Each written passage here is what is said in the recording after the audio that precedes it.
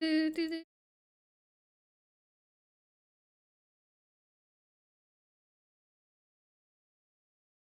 Right.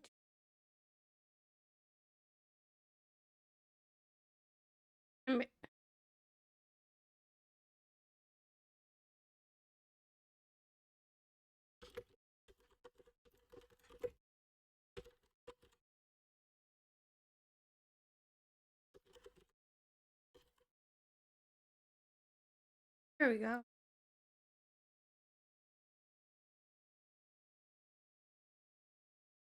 Hello. Hello. Hello. All right. Good evening, infidel.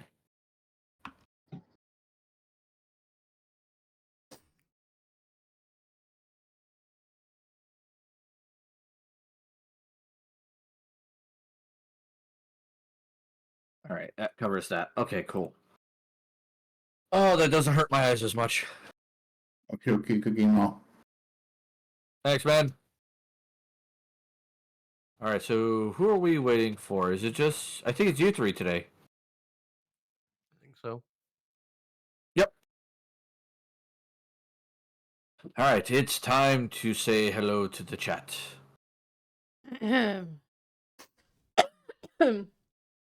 Aye. All right. Welcome, everyone, to Fable Friday. Where three of us streamers... Oh, I was going to say... We're four streamers, so technically one DM and 3 player streamers, basically play some goddamn Dungeons and Dragons. Yeah. Before we get into the stream itself and the recap, a couple announcements. One, I have sponsors. All right, ThrfatGuy gaming servers for basically gaming server needs. Check them out in the link down below. It helps out a lot.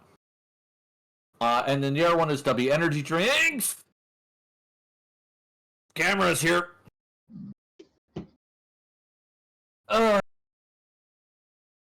W Energy Drinks. Use the code Rubymadhatter. You get 10% off your purchase. It is definitely worthwhile. Howdy, Gamera. Did you at least get your timing right this time? Because, damn it.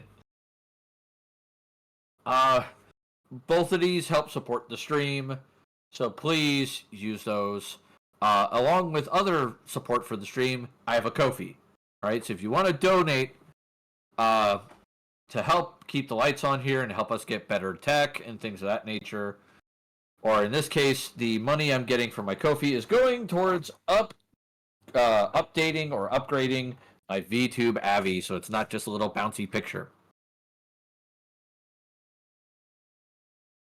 So every $300 I reach in total for the Ko-fi donations, I take a pie to the face. My daughter has dibs on that, and yes, it will be done live on camera. All right. I know some people are like, "You're a VTuber. How?" It's like, no, I will turn on my camera and take the pie to the face. So keep that in mind. So the Ko-fi link is down below. For those of you who have donated already to the Ko-fi, thank you so very much. To those of you who are clicking that link and donating now, I also thank you for that. Any clips, by the way, you guys make will be uploaded to YouTube and TikTok.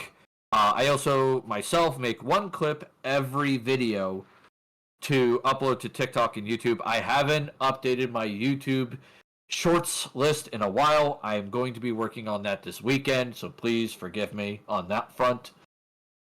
Speaking of YouTube, I upload these entire videos onto YouTube, so that way, you know, if you miss something, you can go back and watch. So if you're watching this on YouTube, please like, share, subscribe, and comment down below, because this appeases the algorithms. Alright? Alright. Do you fun players have any announcements to make before I get into the recap? Not that I know of. Thanks for asking, though. Yeah. Oh, that Sure to reminds me of one fireball thing. on cooldown. Yes, my fireball's on cooldown. All right. Ange, are you streaming today? Yes. All right, so give me a second. I will find you. So that way I can do the whole, stream together thing. This will take just a moment. All right. Now, if I click knock here, this should work. I think.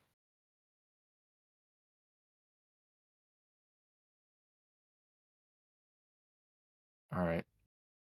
Yeah, all right. It says getting ready. Get ready.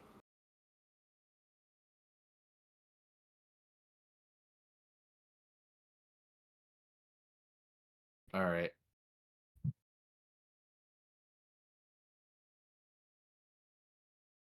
All right. Now it says previewing. Come on.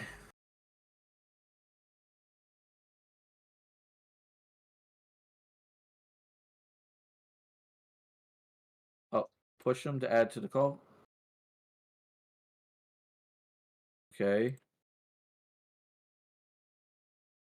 There we go. All right, and then we start sharing chat. All right, let's see if that works. It should. Yeah, it's sharing. Yay! Woohoo! Let's go. All right, that should be fine. All right, let's get to the game. And Fedorian's here. She says the fun stabby thing is. Wait, what? It just canceled. Really? Come on, man. Don't do this to me. Don't be stupid. Why did it say it canceled? Still showing active on Andrew's side for me. No, it works. It works. Okay. It works. Yeah. Okay. All right. So, recap real quick. I am going to go to another map to do the recap real quick. So, the party was in this village. I'll move the map over here for that. And they were fighting off a bunch of raiders from the Nightmare Clan. All right? And they succeeded in fighting them off. They are gone. They are not coming back. All right? So we got that. In the process, one of the guys, well, several of the guys got away. 1, 2, 3, 4 ran north. 3 ran east and 1 ran south. Uruk decided to chase after the one going south. Now, the party did get a chance to speak to some of the villagers. Uruk did get a chance to, not Uruk, sorry, the party did get a chance to interact with some of the villagers. They found that there was a Silva Dryad in the woods, like an older one, that had a nice conversation with them and then went back into the woods, saying that the raiders wouldn't be coming through the woods.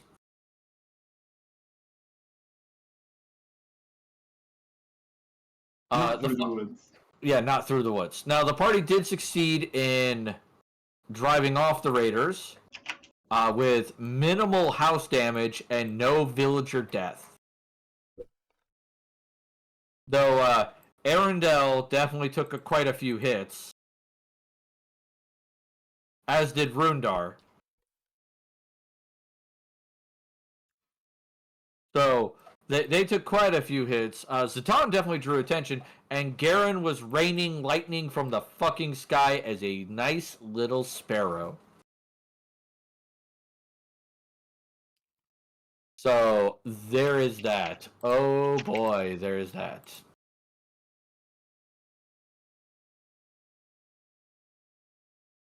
So we pick up where the group, Uruk, is now chasing one of the rioters. Alright? And in which case, Uruk, I Yes. require from you, good sir, a dexterity check. A dexterity saving throw? Or No, check. Okay. Yeah, Am I you will dodging something? well, more of like, if you hadn't noticed, the road is not exactly a smooth road. Ah.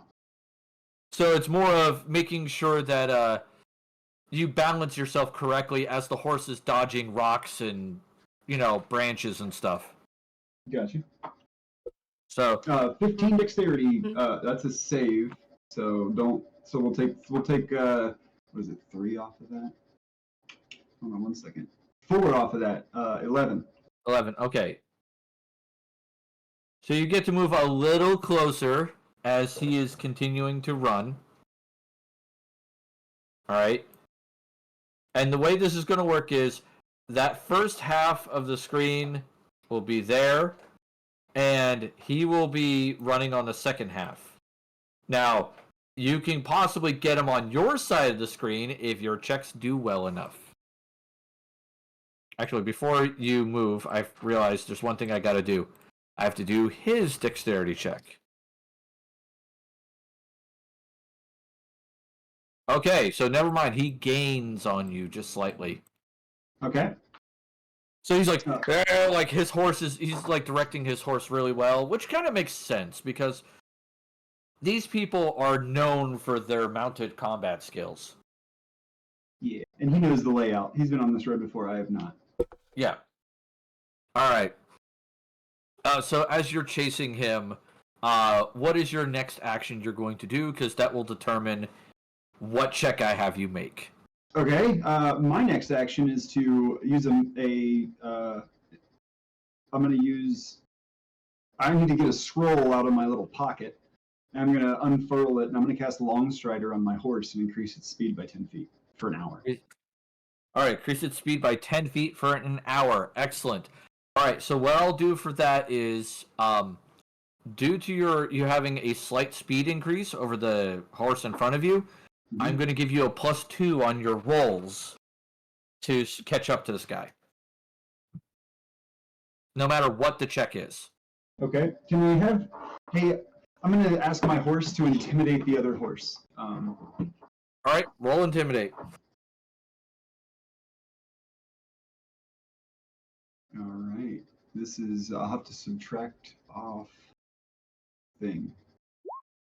My horse is going to have a -4 to that. So it actually would be a 10 intimidation. My horse to his horse. My horse can talk, and it does have a 7 intelligence. All right. So that would be a 12 then total, because remember, I gave you a +2 on all your rolls. Oh, sorry, 12 total. All right. Oh, yeah, all right. So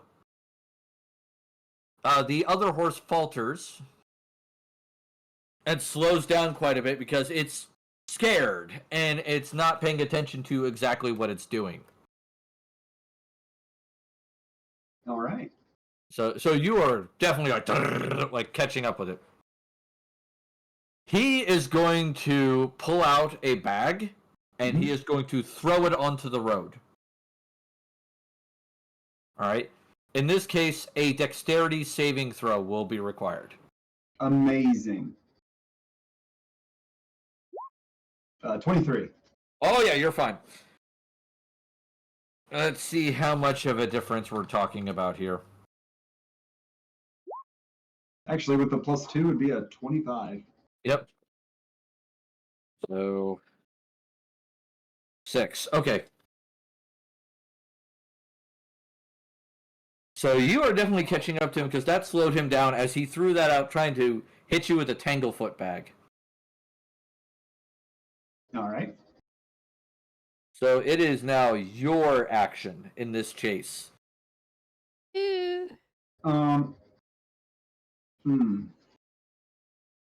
I will attempt to just haul all of the ass. No, I lied. I have 5 javelins. I'm going to throw 2 javelins at his horse. Okay, give me an attack roll. 22. For the 22, first one. all right. And 19 for the second one. Oh, first one definitely catches the horse majorly. All right, takes 10 points of piercing damage. Yep. All right. So that first one catches the horse right in the back leg, and you can see it like definitely digging in and doing some damage. A fire. All right. Well, guess And so what? that is definitely We're slowing rank down 10 the now. horse. You not know permanently. that? We're rank 10. And the second one, the second one gets into like its back, but it doesn't quite get as much purchase as the first one. Gotcha. Hi. All right. He is going to pull out his bow, and he is going to attempt to shoot at your horse. That's amazing. I will force him to attack me instead from my mounted combatant. Yeah, we are. I posted in the Discord. All right. I don't think a 10 is going to hit. In the No. So you're Yeah. just flying through the air, and you feel it hit your armor, but it kind of like deflects off your armor, and you see like little wooden shards go poof. All right. Does he still have my trident sticking out of him where I chucked it at him? Yes. Okay. Submit, I will say to him.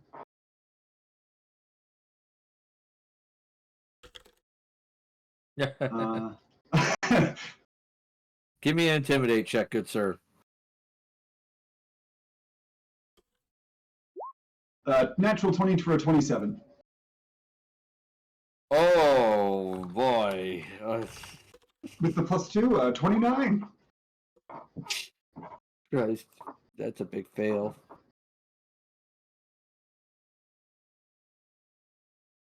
All right, so you're getting up there pretty close as he's galloping for dear life. So he is going to try to push his horse the best he can, giving him a Constitution check.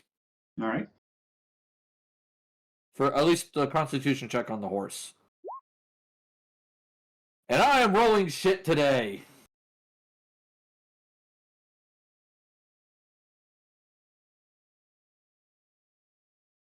All right. All right, I'm gonna your reach next down to action, sir. I'm gonna reach down to my horse, and I'm gonna say, just keep following, same speed. If I get dumped off, I need you to pick me up. Okay, let's go. And I will misty step onto the back of his horse. Oh. Oh shit. And just grab the Oh, trident and shit. shove it in. That's Oh all. my I'll just God. try and attack him twice with my trident that he has. Oh, Jesus Christ. I told you to submit. All right. So you get to attack twice, but you're doing it off of horseback, so you're going to be doing it at disadvantage. Perfect. Oh god.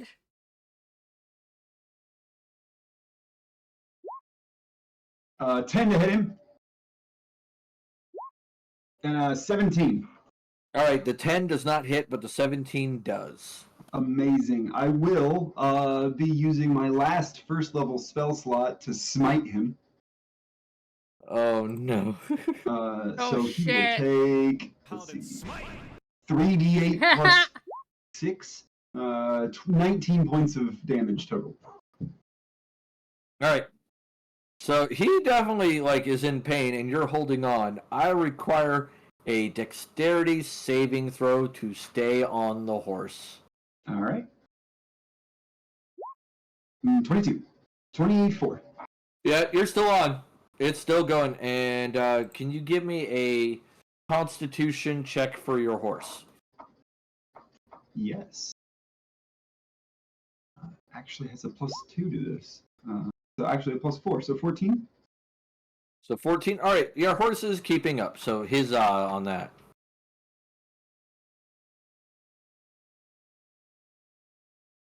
All right, excellent. Whoa, my light just flickered. Don't use power. Please don't go out. I don't need that tonight.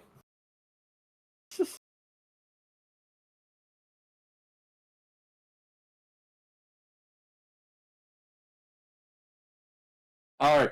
So he's hanging on for dear life. And he is going to attempt a dexterity check to see if he can't maneuver the horse in the right way to get you to be thrown off without losing too much speed.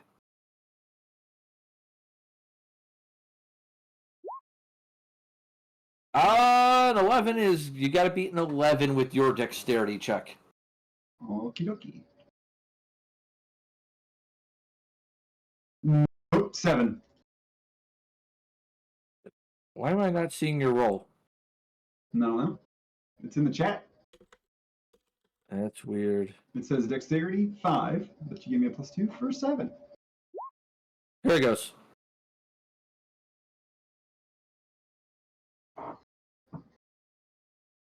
All right, 7. So no, congratulations, you fall off, and give me a quick dexterity save to grab your horse and climb on that real quick. Amazing. 19. 19. Yep, you're fine. You're like whoop, back on your horse. Good girl. Good girl. I have my trident now. Yes, you have your trident. Cool. I'll yell after him. This is your lucky day. The lady does not need to see you today, but I will see you soon. As I'll just wheel my horse around because I'm not getting ambushed out in the middle of the freaking woods by myself. I'm gonna go try to go back to my people. Fair enough. Fair enough. All right. So Thank you right you. back. You right back to the town. Yes. But that guy's got a good story. Oh yeah. It's like that fucking thing was scary. No wonder they don't allow outsiders in here. Orcs are scary. They do that. Yeah, they do that shit. Oh god.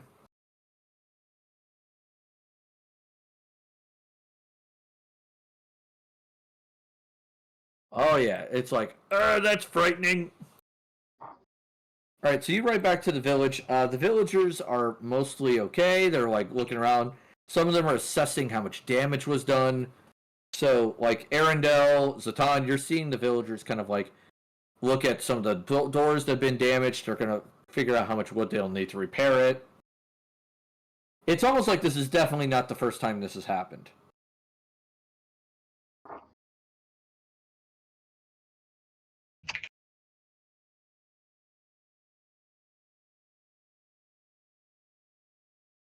Your question was not answered, Fedorian.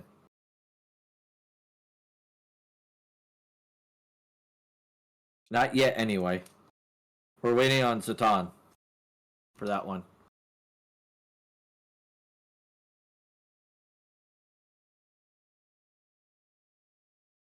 All right, so that's good up there. Okay, we're fine.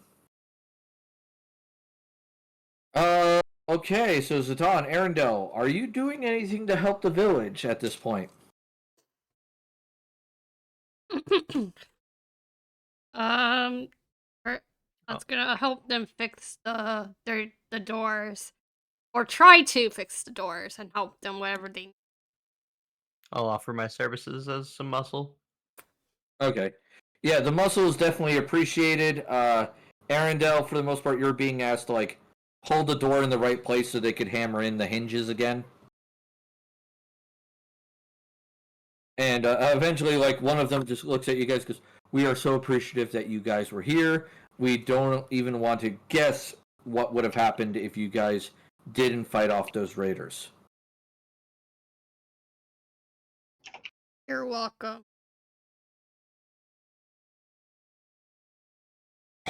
Oh my god. As Aruka's on his way back, though, some of the villagers will like give Arendelle and Zatan like a big hug. They're very appreciative. If you tell them like "Don't touch me anymore" or anything like that, they'll respect that too. It's just more of they're grateful.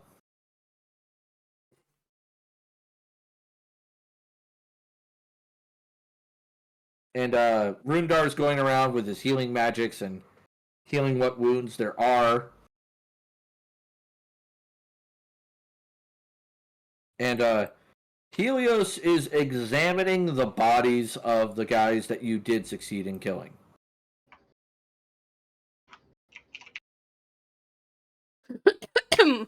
Which one of the older male villagers will come over and be like, "Is your friend okay?"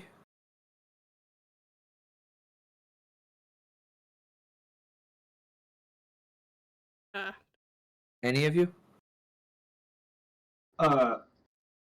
I'm sorry. On the way back to town, I was going to look for any of the spare horses that they rode in but did not ride home, and I was going to bring them to the town.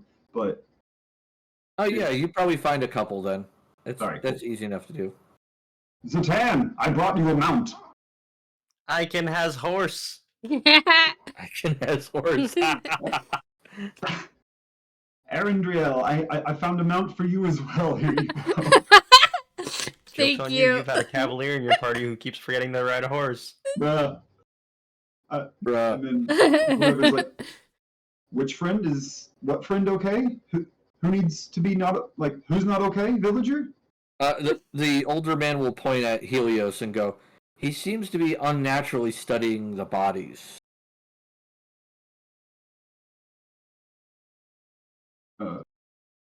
Is he unnaturally studying the bodies? You're not entirely certain. Like, you've seen members of your faith do that. Like, how much he's looking into this. Helios. He'll kind of, like, look at it for a moment, and if you go up and, like, touch his shoulder, he'll go, huh, what? Oh, sorry. Okay. No, I was just, I'm fine. I was getting really into my studies. My apologies. And what studies might that be?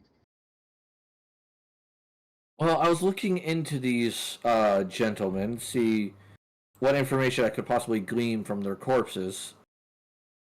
And, without a frame of reference for the area, all I can do is make basic suppositions. For one, these guys are all often on horseback, I've noticed, based on the bruises and the muscle tone in their bodies.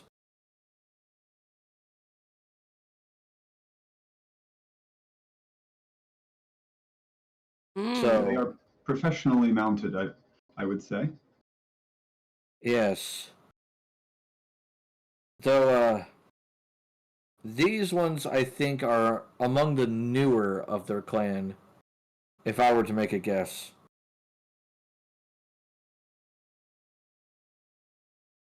So you're saying the more experienced ones are.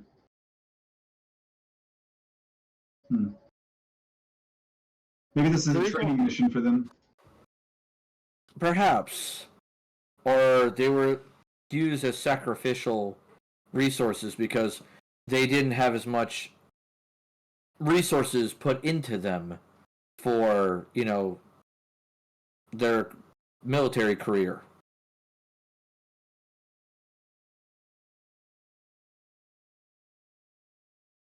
Well, all the resources are going to be in the saddlebags, not on the corpses. We don't carry our own stuff.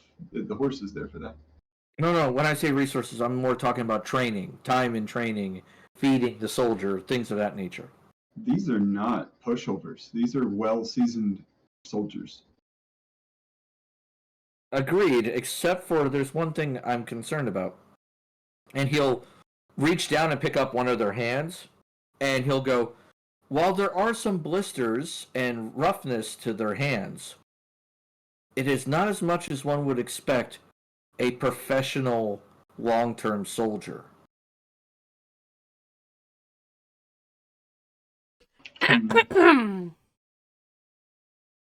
Are you saying they're just people, I guess? That would be my guess, yes. Oh my god. It's quite possible they sent the newer soldiers out on this mission because, well, it wasn't a highly valued mission.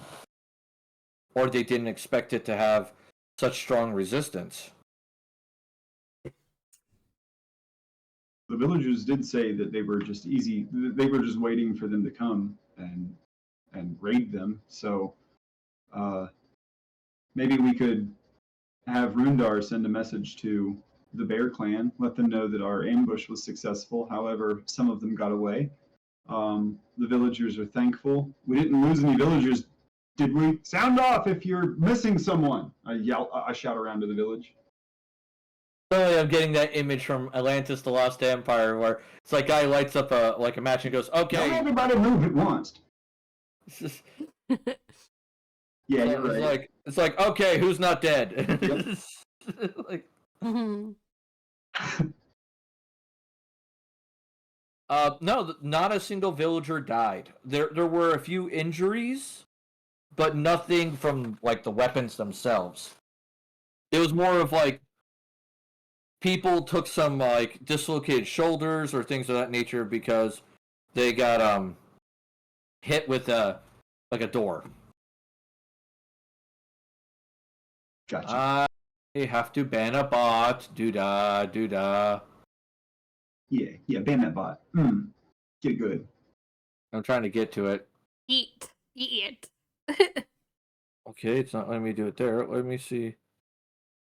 Oh, here we go. Bye, Kunk.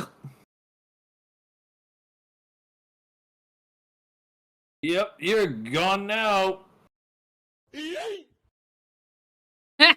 Oh no, the guards are here.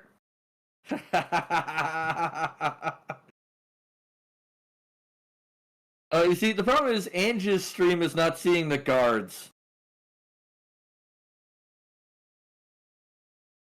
Oh my god. No. Oh wow. Oh, those guys are wild. Yeah, no. Oh yeah, he's one. Give me a second.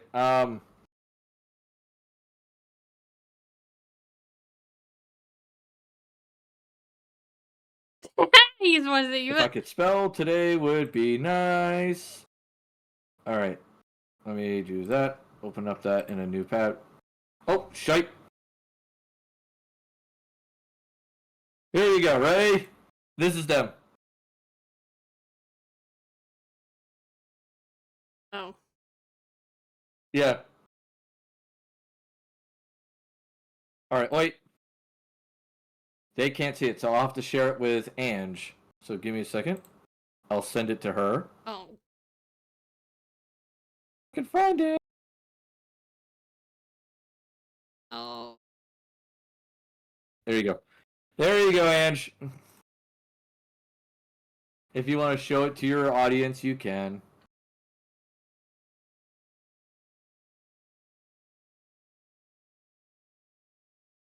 If I could find out what I'm doing, doo-da, doo-da. There, I puts it in the disc. The fucking thing is now having a seizure. There it goes. There we go. I'm imagining them, though. Oh, trust me. It's worthwhile, buddy. Anyway.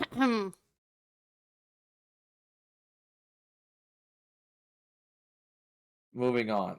So they are grateful. But like Helios just kind of looks at them and just goes, "Something just not adding up here. Sorry, it's just bugging me."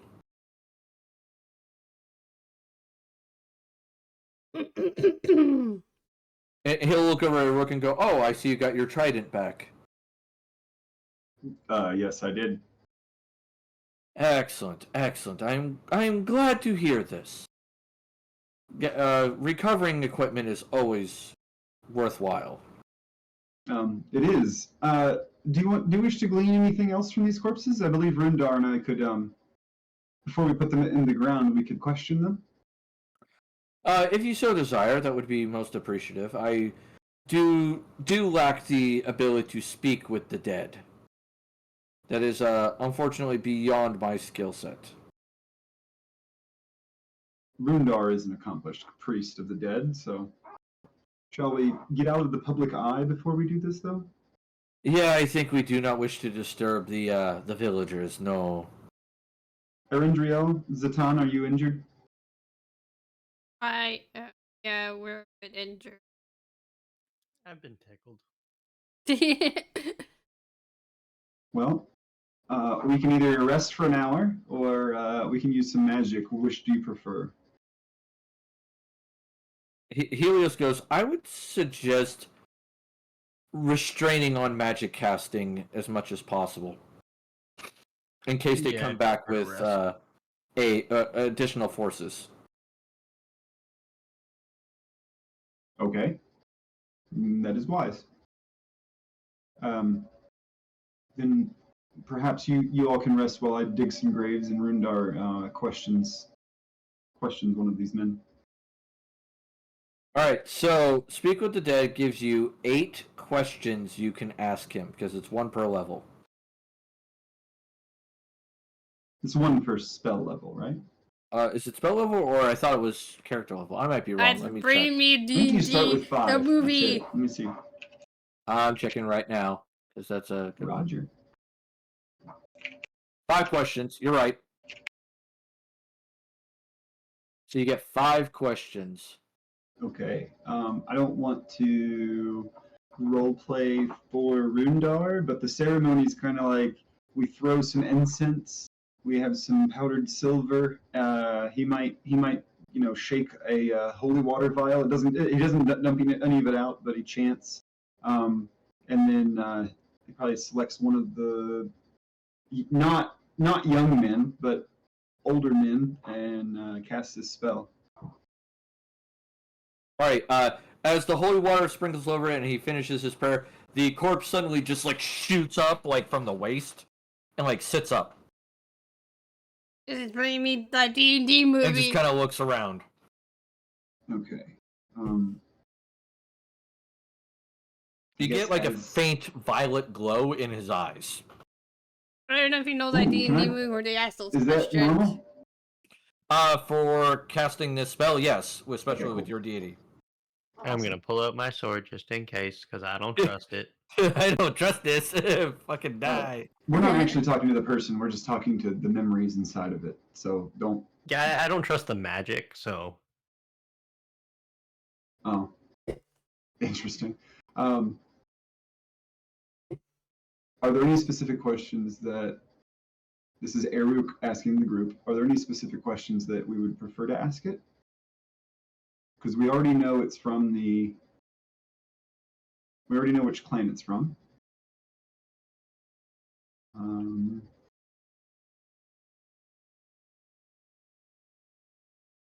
Let's see. They're from the Nightmare Clan. So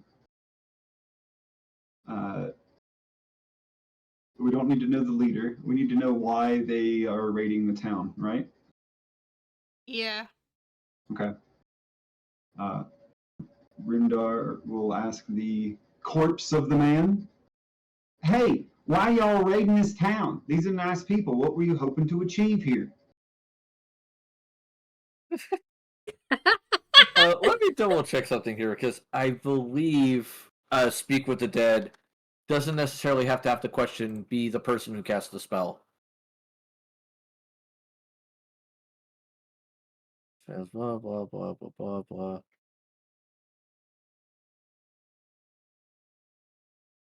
All right, so you can have an ally ask questions, so you can enable that. Okay. So Well, yeah. So As- the corpse just kind of looks around. Please go ahead. So the corpse kind of looks around for a second and then goes, "We were here to steal things from the village and take them away because they're needed for the war."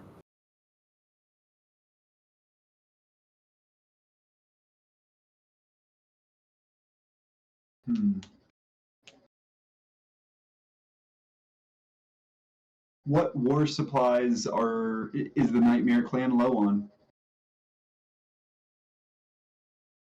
I don't know what supplies they're low on. I was just told to steal as many wood as I could, steal some food, and maybe grab a few prisoners in the process.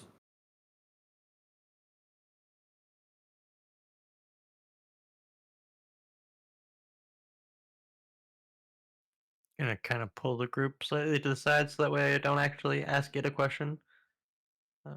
But based on what we know of the Nightmare Clan, is there any possibility of peace happening, or should we try to get information about upper rankings to know what our next procedure should be? I could ask the name of his commander that sent him. That should be something that he knows. Or like where the nearest outpost would be as well, something like that, just so that way we have an idea of where they might come from. Oh, like where's their camp? Yeah. 'Cause Okay. technically, we can always go after them. If they're going to be hostile, we can be hostile. I mean, we don't have to, but just knowing where they are, we can position ourselves tactically. Oh, like where your head's at. Okay. NvrNrml, anything to add? Do you have any questions that you wish me to ask, NvrNrml? No. All right. So there are next two questions there. What is the name of the commander that sent you on this mission?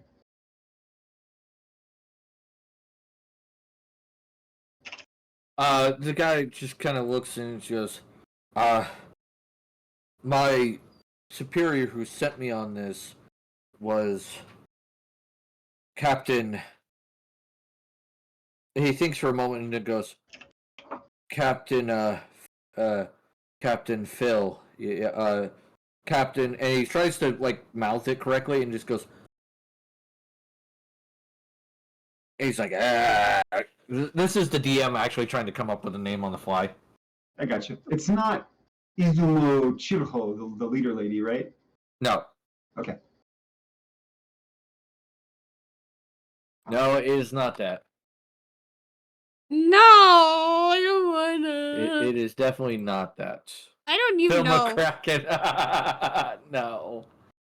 Oh, wow. Oh my god. I'm tired. The name is Captain Gatomor.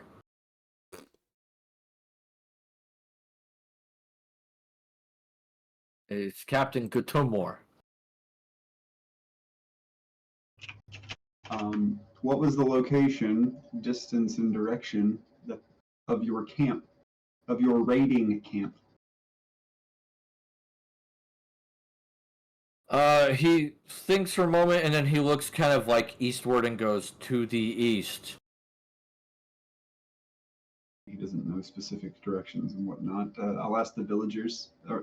He goes like to the east, about 1 day's travel, near a hill that has a monument on it.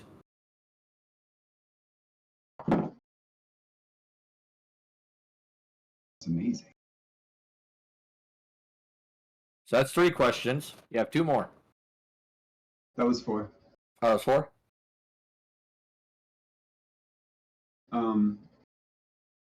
Yeah, because I asked him what supplies he was looking to get as well. So Right. What supplies, right? Alright. Okay. So at least So 1 you question said- left. he said 1 day to the east, on a hill with a monument. Yes. Okay. War with the Bear Clan. Why did they send less trained or less experienced individuals on your mission instead of veterans? It like jerks for a moment and goes, my guess is easy target, not a lot of good fighters here.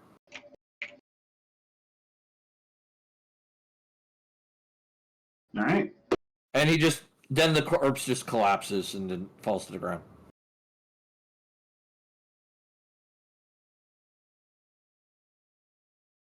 All right.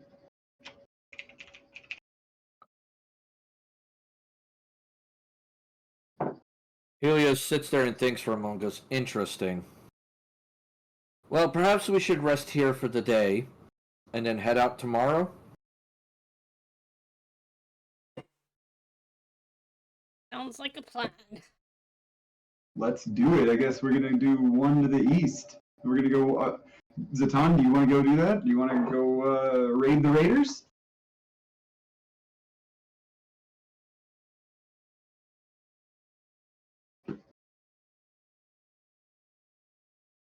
Zatan?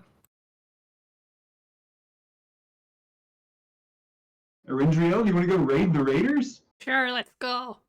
All right, let's get some rest. All right.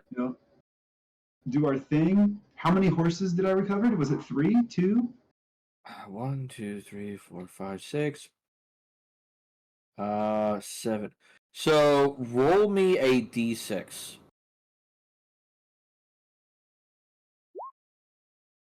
You recovered all 7. Okay. This is amazing. Jesus Christ. That's 300 gold, guys. More than that. 350 gold for those horses, plus their tack. Do they have anything in the saddlebags? Did we search the people? Yes, you did search the people. They did have short spears, studded leather armor, short swords, some rations, arrows, short bows. Perfect. Yeah, stuff like that. But yeah, you have 7 horses with military riding saddles. Ooh. There you go, Zatan. You pick out the strongest one for yourself. Here's a military saddle for you. Fresh set of saddlebags. Do your thing.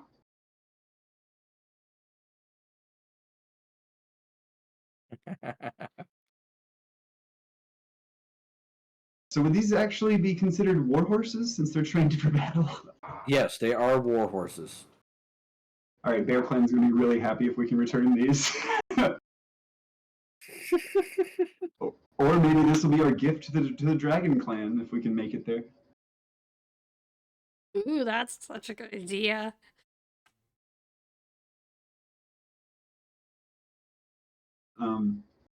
We will have to tie one of the horses, onto the horn of the ones that we're riding, so that they will just be able to walk behind us. So yeah, I'll care for all the horses while everybody gets their first little bit of rest, if you guys want. All right, so everybody take a long rest. Ooh. Yes. You get to press the long rest button, y'all. Yes. Hey, that's what I'm talking about. So as the dawn rises over the village, you get like that early morning kind of like coolness kind of hitting you guys. And you're like, okay, it's morning. It's a little on the chilly side for what we experience in this area, but it's still a thing. Give me a perception check. Whoever gets the highest gets to notice this.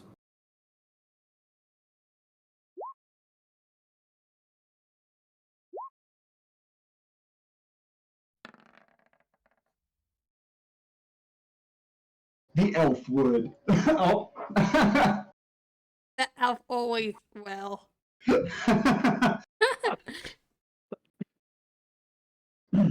Legolas, what does your elf eye see?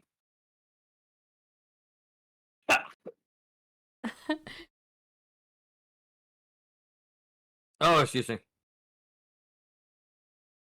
All right. So you two, both Arendelle and Zatan, you would notice a guy coming from the south. And it is a dwarven gentleman. He's definitely not young, let's put it that way, but he's not old. He has salt and pepper hair. He has a big braided beard that goes down mid-chest. And he is obviously wearing a simple brown robe. And he has a staff that at the end of the staff is what looks to be some sort of arcane sigil design.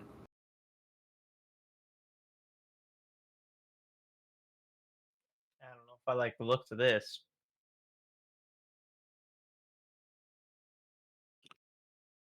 And he's slowly walking. He's not in a rush. He's not really he is definitely not geared for combat.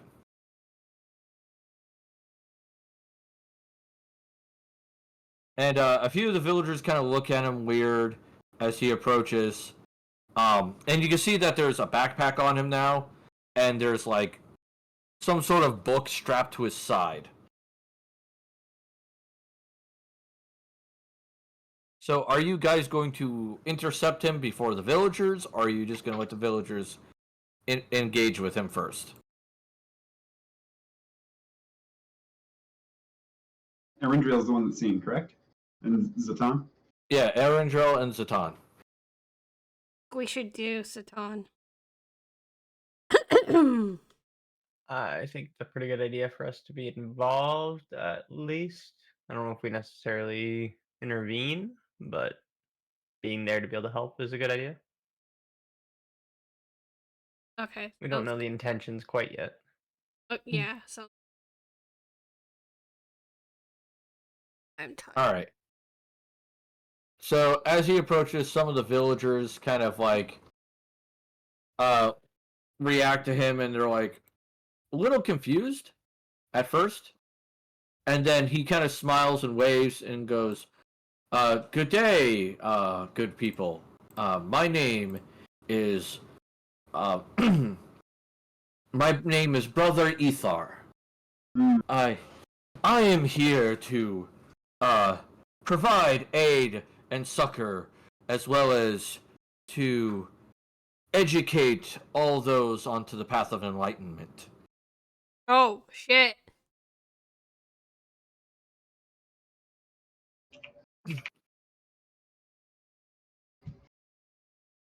So it's up to you guys if you want to react to that, or you're just gonna let the villagers do their thing.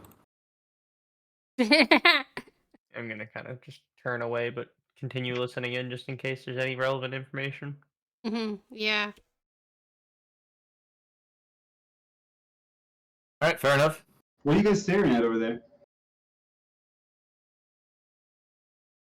Some prophet of some sort is coming to lend aid and spread some word. Do you think it's that same... Hey, Rundar! I snapped my fingers. You got that book, man? That freaking arcane cleric book where they're selling that bullshit where arcane casters are god? And then Rundar will go, yeah, I still have that book. Does the book look like this? NvrNrml? Yeah. As you look at it, yeah, it looks just like that. Well, he's a heretic. Let's burn him at the stake.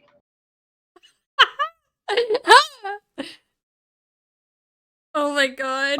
That guy. You'll see him go around and like cast a few spells to like, help out a little bit, things of that nature. It doesn't seem like anything major. It's mostly like a few cure wound spells, a mage hand spell here and there. He does cast divine though? Yeah, you're noticing he's casting divine.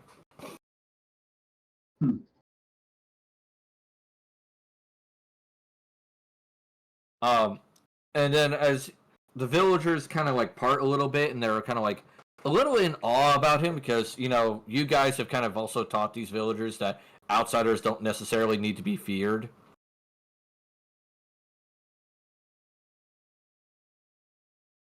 So, they just kind of like, he kind of looks around and goes, "Oh, I see you have other visitors." And he will walk over to the party and be like, "Good day, I am Brother Ethar. It is a pleasure to meet others who are willing to aid those who are in need of it." Yes, but we're not trying to peddle our beliefs upon them. We're just trying to do good deeds, aren't we? Oh, there is nothing wrong with doing good deeds, sir. But I merely share my faith with others, much as you, or he'll point it at Brundar and go, much as he does. I share my faith by example, not proselytize to them. If you were to proselytize, what would it be to? Which deity do you serve? I serve the path, sir. It is a path of enlightenment, so that all may become empowered by existence. And is the path flat? Is it round? The path is, well, the path is what it is. It is the path. It has its dips, its bumps, its blockades that one must learn to overcome through enlightenment, thought, prayer, and of course, knowledge. After all, it is far easier This to guy remove a tree sucks. from a road with a saw This guy than it sucks. is with brute strength.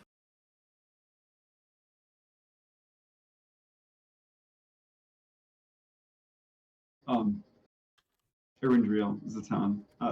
If you could glean any information off of this charlatan, you're more than welcome to, but I fear that I need to step away or he's going to commit blasphemy, and I cannot abide that, so I'm going to go take care of the horses. Okay, sounds good. Sounds good. I don't really like this person. I don't either. What have I done to possibly upset you all? I've merely come here to help those who need help and to educate them onto the path of enlightenment so that they may have improved lives. You conveniently show up using magic shortly after a battle to quote-unquote help people who have no idea who you are really and no real desire to have you here. Oh, And yet, no, the you dog! have shown up, I'm guessing, before the battle. Isn't that time just as serendipitous as mine? Perhaps. Go ahead. Go ahead. I'm going to spin around as soon as he says that and say, we murdered your brother over on the coast because he was involved in raiders against the Crab and Bear clan. Okay? So don't come in here all high and mighty like you and your brothers aren't a part of this shit. You are the reason they don't trust outsiders. You're coming to them with false information because your deity and path does not exist. Else it would have a name and be tangible. He kind of just looks at you and give me a insight check. Thank you. Oh, Iruk is 17. like... Okay. Give me a second. I just need to roll a d20. And my roll is shit. He is offended at what you said, but you can tell that he is... you can almost tell that he's doing a mantra in his head to keep himself calm. No, please. I would like to see you at your worst, so that way I know what type of person you are. Go ahead, let the anger out. Smite me down with your path, if it is so glorious. Wow. Iruk... You'll see him take a deep breath in. That's he'll true. Sigh, and then he'll go. Yep. I understand that some people have issues with those of different faiths, as well as those who have different mindsets. Those of us who walk the path embrace many who have various different views. The person who you likely killed was likely merely a worshipper, not one of us brothers. A worshipper with a book such as yours almost looks exactly the same. Also involved in raiding in-clan raiders. Interesting. He will reach back into his backpack and go, well, my book is the book I carry. I have several copies of, and my brothers and I, those who go around and tries to help others and convince those to join our faith, we are more than willing to offer copies of the book. Because if one cannot read, one cannot then understand, and understanding is one of the first steps upon the path of enlightenment. Understanding that I just witnessed you cast divine magic from the heavens. Yet that book that you are holding exemplifies arcane wizards. So tell me, which archwizard are you serving? Is talking no beat. What? Go to bed, child. He goes, wizards are part of our faith. as they are tools and instruments to help others become enlightened.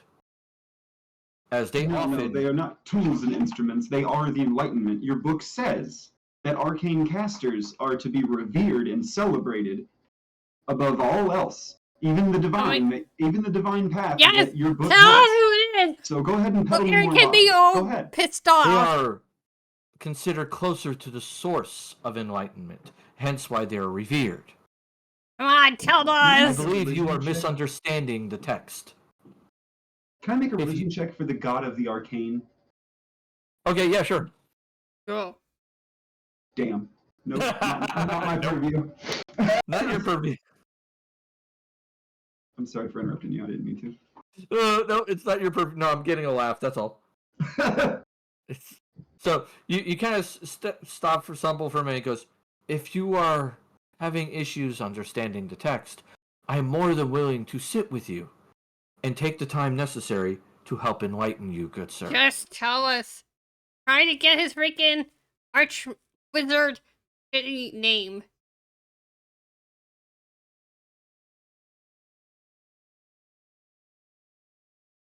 Nothing. I really don't want you giving away my position and our position, so the more time you spend with us, the better. Absolutely. Come over here and read me your book, priest. Of course. And like he will sit down and like go over some of the passages that he prefers. And it turns out like his favorite chapter is the one that he's named after. Oh. And the reason why is when one becomes essentially a priest in the religion, they give up their old name and they take on the name of the saint that wrote their preferred chapter, and they become an expert of that chapter. Interesting. Interesting. Yes. So, brother, the Ithar chapter is the 7th chapter in the book. And it describes he describes it as using both the arcane and the divine to provide aid and to make everybody's lives more improved. And that the skills of the martial, while should be respected, are often used Wonder if it's really at that the failure guy. of the spoken word.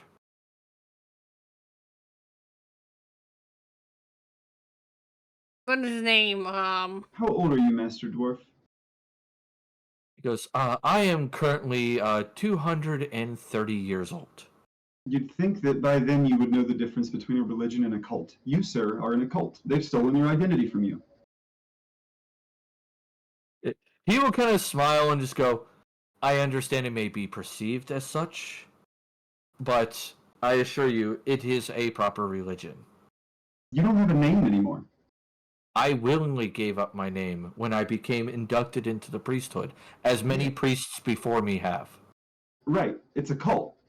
You give up yourself and you become wholly them, right? Now your brother Endar, and there's nothing that you can do to go back to being your old self, right? So Actually, incorrect. If I were to decide to leave the priesthood, I am permitted to reclaim my old name and go back to my old life. And you think they'd let you leave? Yes, there have been others who have done that. Either due to retiring due to old age and unable to continue their good works. Others have lost sight of the path and needed time away to regain that sight.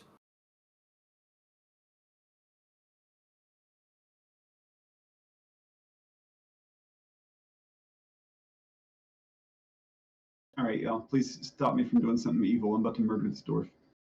Oh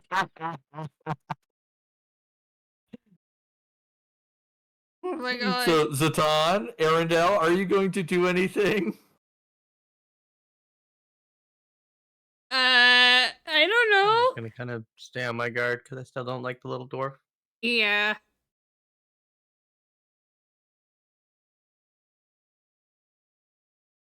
Helios will kind of just turn better. and just go, interesting. Helios, you could be a god in this religion. A grand wizard such as yourself? Oh, I bet this man has to show you deference, don't you? Isn't that on the path? The gentleman will go, if he is of arcane nature, especially of the wizard variety, then yes, he is closer to the source of enlightenment than most people. He merely has to understand, though his knowledge may be of a different language than what is spoken in the path Look at normally. you. Oh.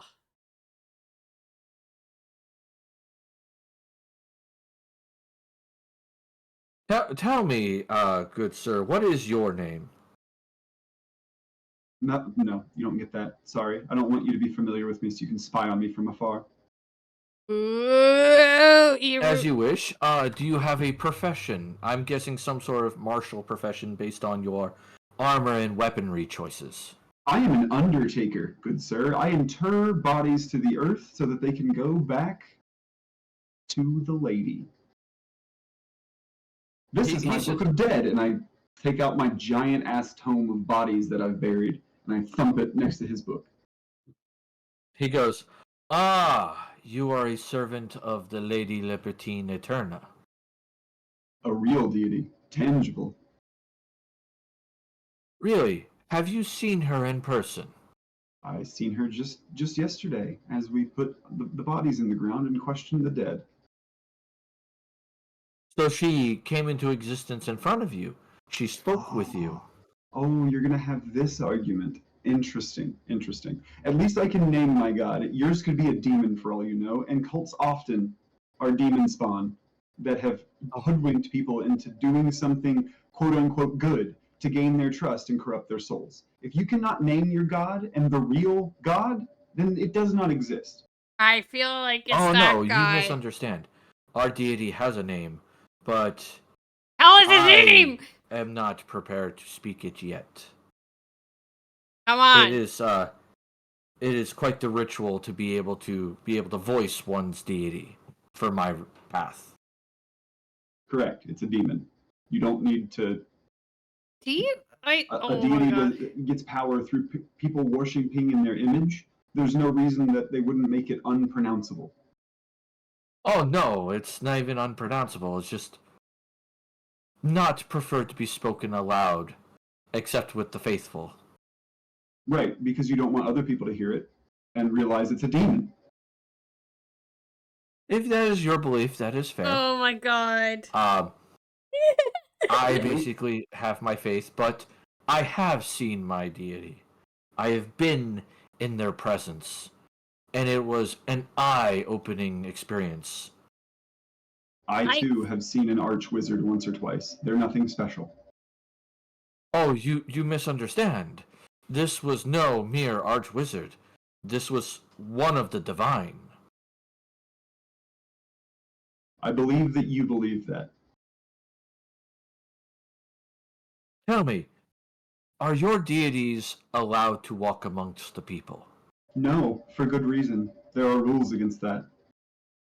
And why are there rules against that? If your deity is walking among the people on this plane, it is a demon or a devil, and you have been betrayed. Oh my God. And why are those rules in place? Who set those rules? Why do they exist?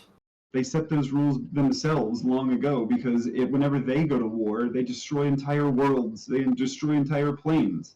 Therefore, they lock themselves away so that they can't screw with their toys, okay? We are toys, we grow up, and we are manufactured for their Oh goals. my God. And that doesn't bother me at all. He will smile kindly at you and then go, "Tell me then, do you know what a vassal is?" Give me a religion check. Okay. Oh shit. Or history. Either one are appropriate. So Zatan, you could give me history. 7. Nope. Orc not so smart. Yeah, orc not smart. Meow. Meow, yep. Arendelle, you can give me religion or history, whichever one you Oh want. my god. Do history. Because you don't have to have it. Let's see what Arendelle gets. Arendelle got an 11. Oh. Helios kind of smiles for a moment and it goes, Gentlemen, he's speaking of the embodiment of a deity on the material plane. The direct servant of whatever deity exists can imbue this one being with part of their essence. An avatar of sorts. Yes. And the dwarf will smile and go, Excellent, I see you are highly educated, good sir, and I appreciate your wisdom added to this conversation.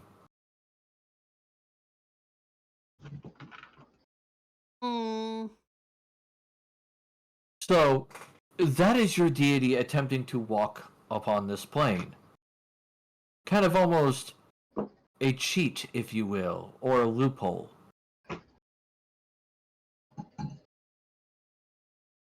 Down the rabbit hole we go. Hey, Rundar? Oh my god. Oh my god. That was a good pun. Thanks.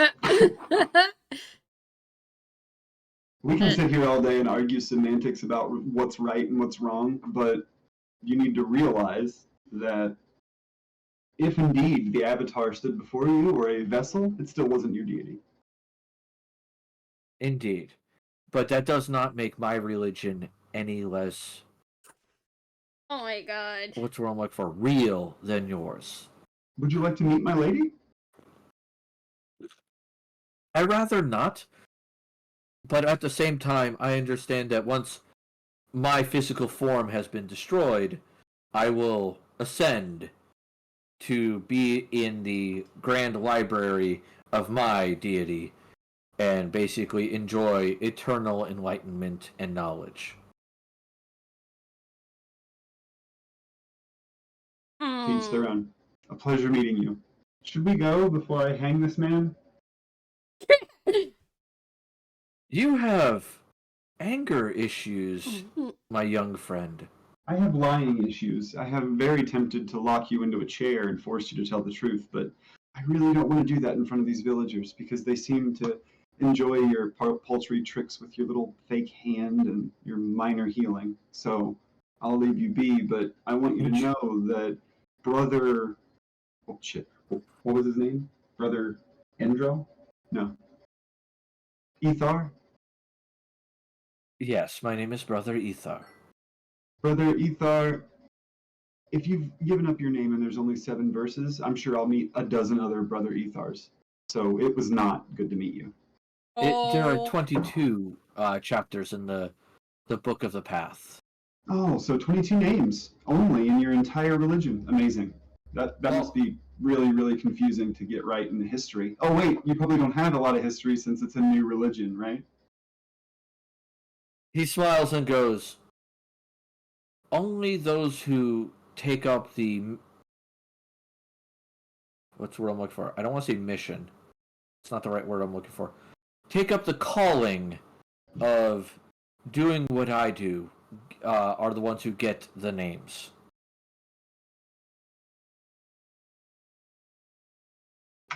So you can operate with anonymity, go wherever you need, and then it's wonderful. It's the perfect little guise of trust. That's why I'm so angry at you, is because I can't fault you without outwardly being the bad guy, but I know standing before me that you are the bad guy, and that irks the shit out of me. Would you like me to provide a demonstration then of my good nature and power in order to help these people? What do you have in mind? Are you going to ask the demon to bless this village? No, not a demon. You keep mistaking that. I am going to go forth into their field, call upon the power of my god, and help some of the crops that have been destroyed regrow. Oh, we don't need that. Garen, I need you to cast plant growth, the real long one, not the short one. Thanks. We already have a druid. Oh my god! I mean, if you so desire, well, it was my offer to provide aid in that way. You're gaining their trust in that way. I have Why heard that why they you not have here? been raided several times lately, and it took me a while to walk here. From which direction did you walk from? From the south, good sir. Can I make an insight check? Sure.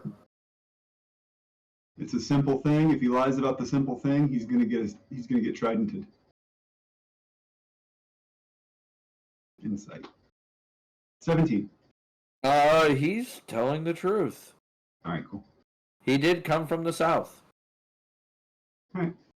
I just don't want him to be a part of our raiders and, standing here before us acting like he's gonna help. Arendriel, can you see if he has any other, shit in his pockets that might help, maybe? Sure. 'Cause- Alright, so you're gonna go looting through his pockets? Yeah. Alright, here we go. Sleight of hand, please. Okie dokie. Oh, but that's not. Oh, come on, light fingers. Yeah, nope. As you go and start to reach in and mess with his pockets, he'll kind of look over at Arendelle, kind of reach over and grab his hand and slowly pull it out of his pocket, and then he'll reach into the pocket and pull out a handful of salt taffy, and go, Oh! "If you were hungry, young man, all you had to do was ask." Too good. He's pre-canned. He's got all the pre-canned lines. He's too good to be true. That's how I know he's evil. We should mount up and leave.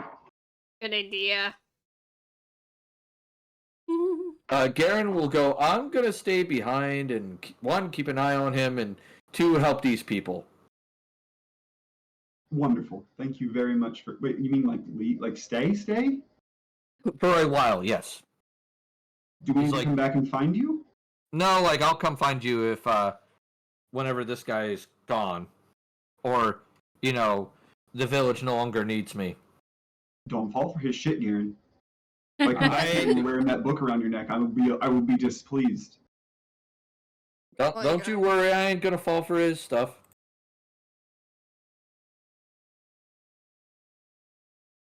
Helios, you ready to go? Zatan? Arendriel? Yes. Let's Yep, go. we can venture onwards. I'm tired of this little dwarf.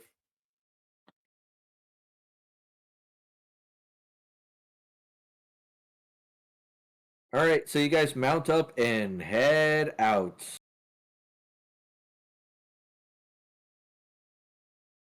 Alright, away!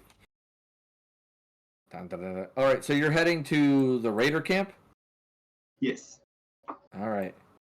So it's slightly to the east. Alright, so you're about there. Something happened to my map and it's not being really good for zooming in for some reason. A little weird. Alright. So you ride eastward for the better part of a day. And as the sun is setting, you can see the hill and the stone monument that's on top of it. And it looks like a green stone monument. Before we get to that, I'll talk to Arendriel and Zatan and Helios. I'll just say, if you ever think that I'm incorrect in hassling someone, please correct me. It will not. I'm not actually mad. I was trying to elicit a response from him. If you guys think I'm going down the wrong line of questioning, please feel free to speak up and tell me so. You won't offend me. No, I think you're on the right train. I thought it was a little bit too convenient that somebody who could help with varying magics just showed up right after a raid. Yeah, I agree. Us. Helios speaks up and goes, "He's not of the goddess of magic."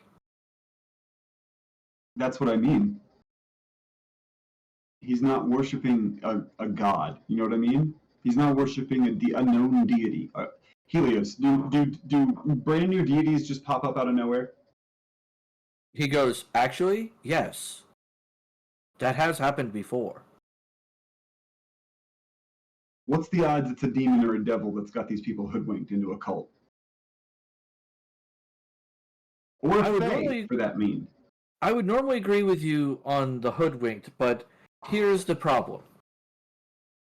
He is trying to do what he's doing while still, like, lightly preaching his religion. He is not trying to force people into his religion. I understand that, but if a guy is saying free hot dogs on the street, right? You walk up and you take the free hot dog, and he goes, "By the way, I'm a part of this organization." You are now obligated to listen to his shit because you took the hot dog. Previous cults and deities have found more success in having followers that believed in them than followers that feared them as well. This is true. I would normally agree with that. But something doesn't quite click right. So more research is warranted before we make a decision. Yeah. He always goes, in my defense, I always want to do more research. So take what I say in that regard with a grain of salt. I think you should have bonked him. He didn't do I anything don't- wrong. Yeah, he didn't engage in any action that required violence yet. I can't believe he didn't get angry about me telling him we murdered his brother. I don't think we murdered his brother. Remember, they're handing out books to just worshippers. So there's the very real possibility people who just decide to follow this religion are going to have a book. That's fair. There's a lot to it though, right? Because Helios, don't take this the wrong way. Arcane casters, that's school. You guys have a lot more leeway in what you can and cannot do, right? With the various schools of magic, yes, that is quite true. We are capable of bending reality quite a bit.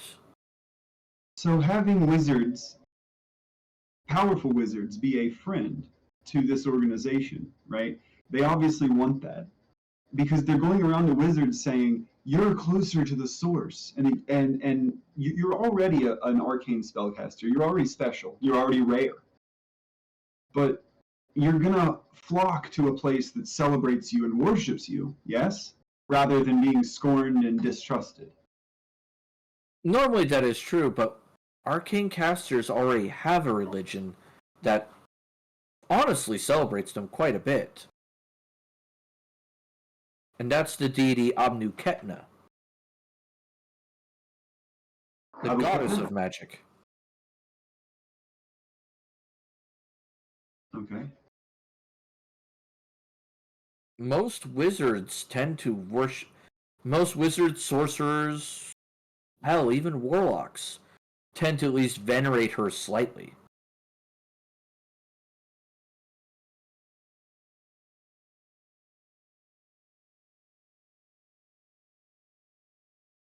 Well, we need to find a cleric of hers and attempt to see if she's upset by the existence of this counter cult to her religion, basically.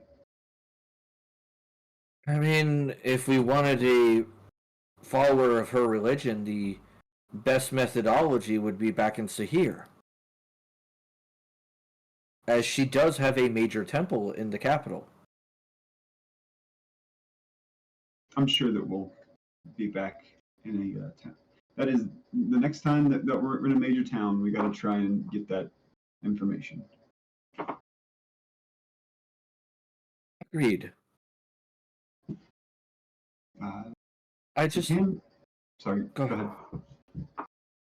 Something just does not click right though with some of the things he said. I don't think it's demons that we have to worry about. It's too structured. If anything, it has to be a devil or some sort of fae. I think is more your accurate assessment.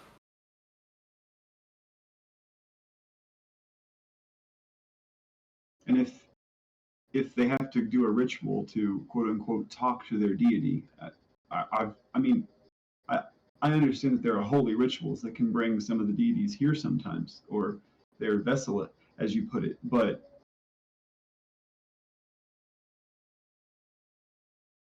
that often requires something incredibly specific, does it not?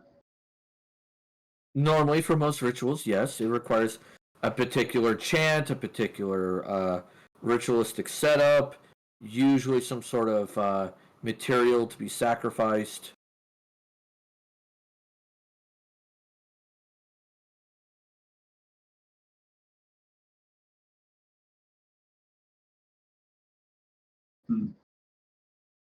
Yeah, disturbing. Should we tie up the spare horses before we make our way up there? Agreed. NvrNrml, do you want to do a scouting mission beforehand, or do you want us to just try and sneak along with you? No, I can help. All right, what's your danger word? Actually, here, take this whistle. I'll just hand you a little signal whistle. Okay. If you get in trouble below this, we will come running.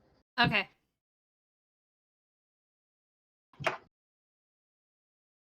Gotta do a stealth check. All right, so off you go, huh? Yes. All right, excellent. So you start heading up this hill and looking into their camp. Now, their camp is heavily revolving around horses, and the tents definitely seem to be made of like simplistic leathers and things of that nature.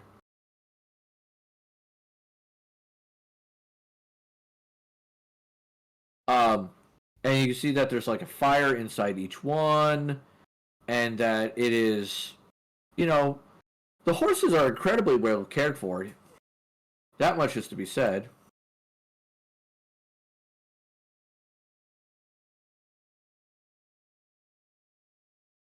But you are exploring things of that nature. Give me a stealth check. Oh yeah, I get average.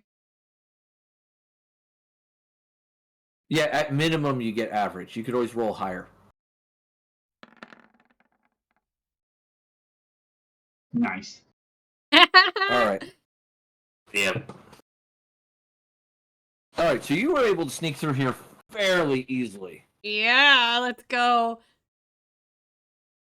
And you eventually get up to what you believe is the commander's tent. And you overhear them talking with each other in Itagayan. Oh, I don't know it's a guy. Which I believe you do not speak. Nope.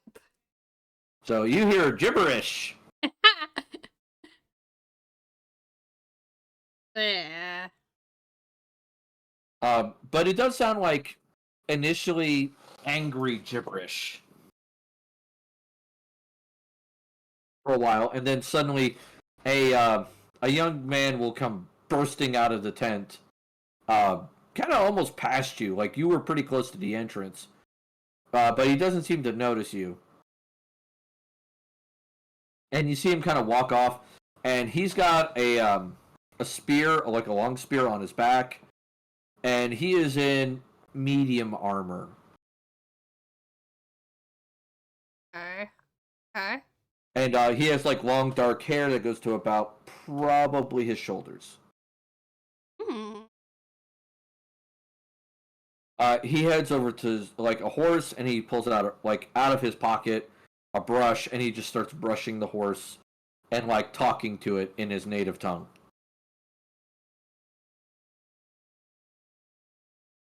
Ooh. Okay. So, do you do anything, or you just let him talk for a bit? I go back and tell what I saw.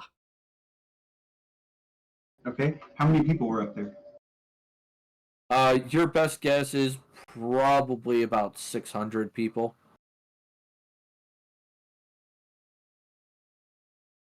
Did you say 600?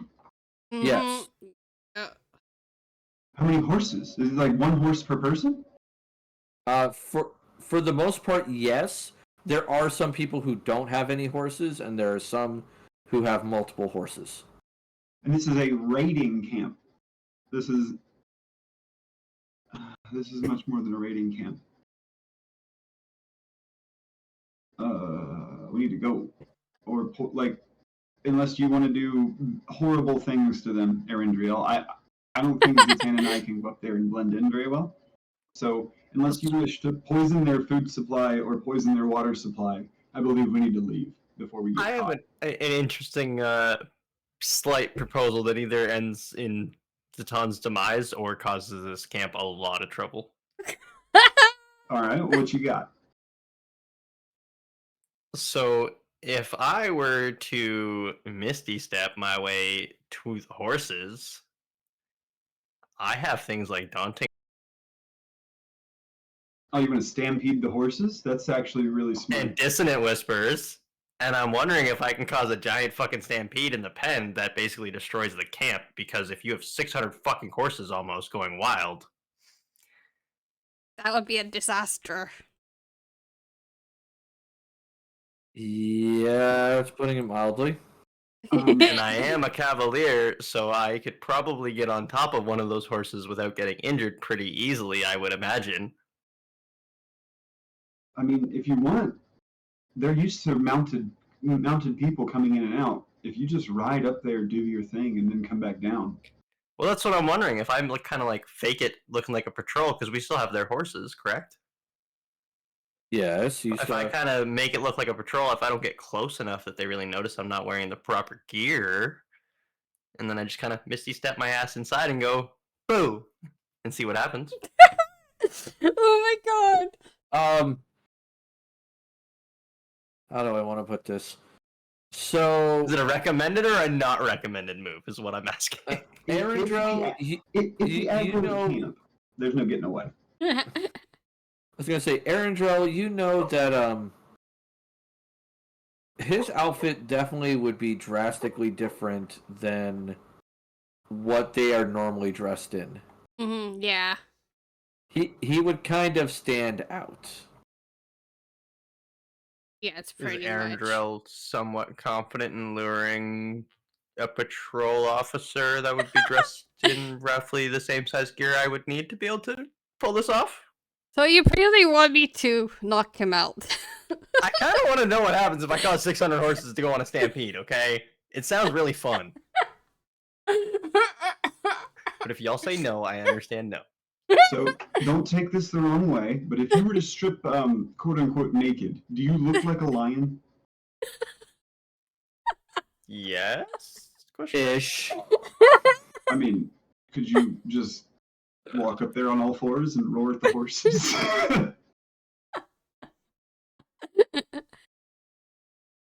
Oh my That way god. they don't know you're a humanoid lion. They might just think you're a big cat. Would I pass as a wild lion potentially in these parts? You would have to do a hell of a, I think a deception check. Yeah, deception check for Oh that my one. god. Because Sorry, it was just a thought. It was just a you, thought. you have a humanoid body, which means you obviously have hands and feet, and your bone structure is geared towards being an upright body. So it's not like you could easily fake being a lion, but you might be able to pull it off.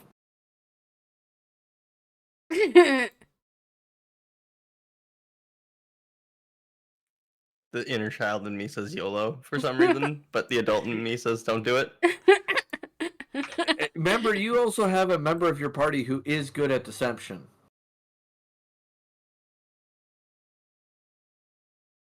Does that mean that Erindriel could disguise him as a cat? Is that what Yes, you're with getting the at? deception check. Okay. Oh my god. I mean, oh my god. I guess we attempt to disguise me then? Aaron Joe, are you willing to do that? Yeah, sure. If the disguise turns out to be we'll just give up on it. But if it turns out to be good, we might try. All right, so And Erendrell, Rundar will cast guidance, okay? So you can add a d4 to your deception check. all right, so you get a D4 on top of it. You have Zatan helping you, so that's the aid action. So that means it's rolled with advantage.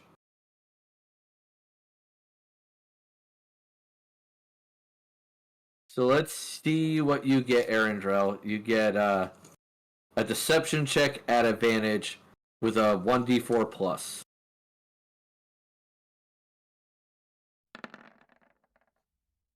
Oh. All right, now you get to roll d4.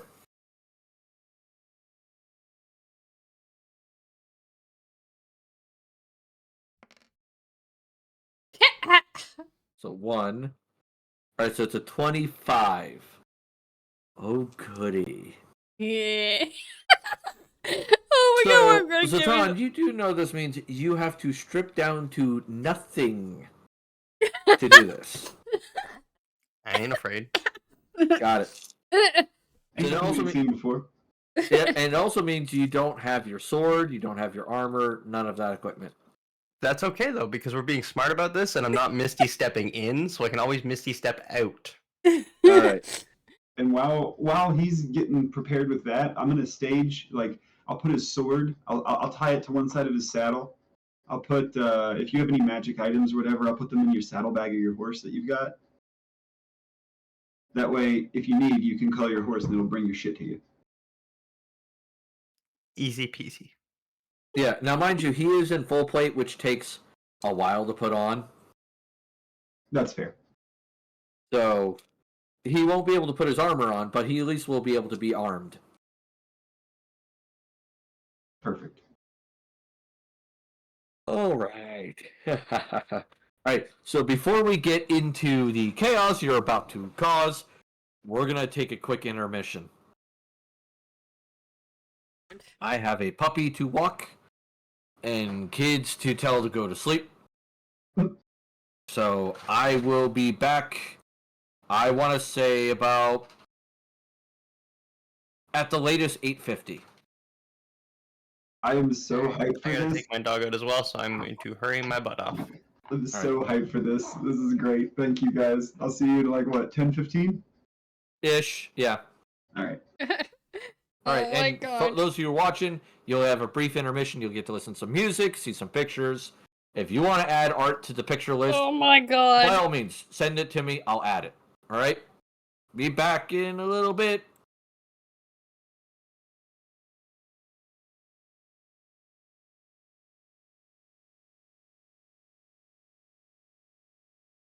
All right. Puppy time.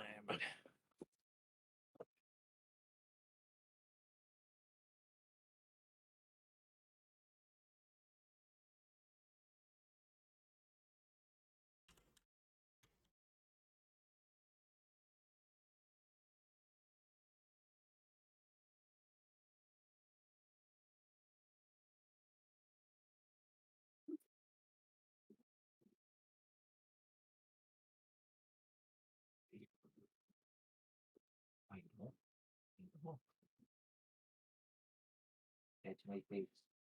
That's my ear. Are you a big puppy? Are you my big puppy? Damien.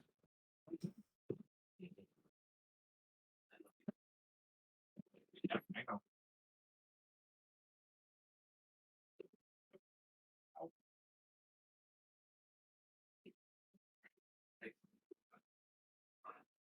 Outside.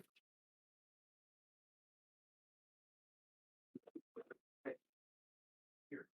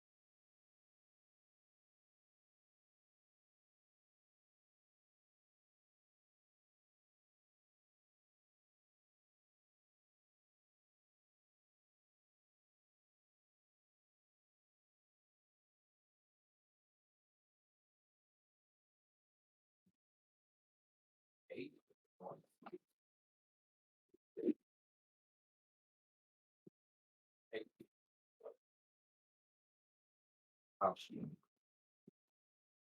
Not the house. She's sleeping. Let her sleep. Okay? Good boy.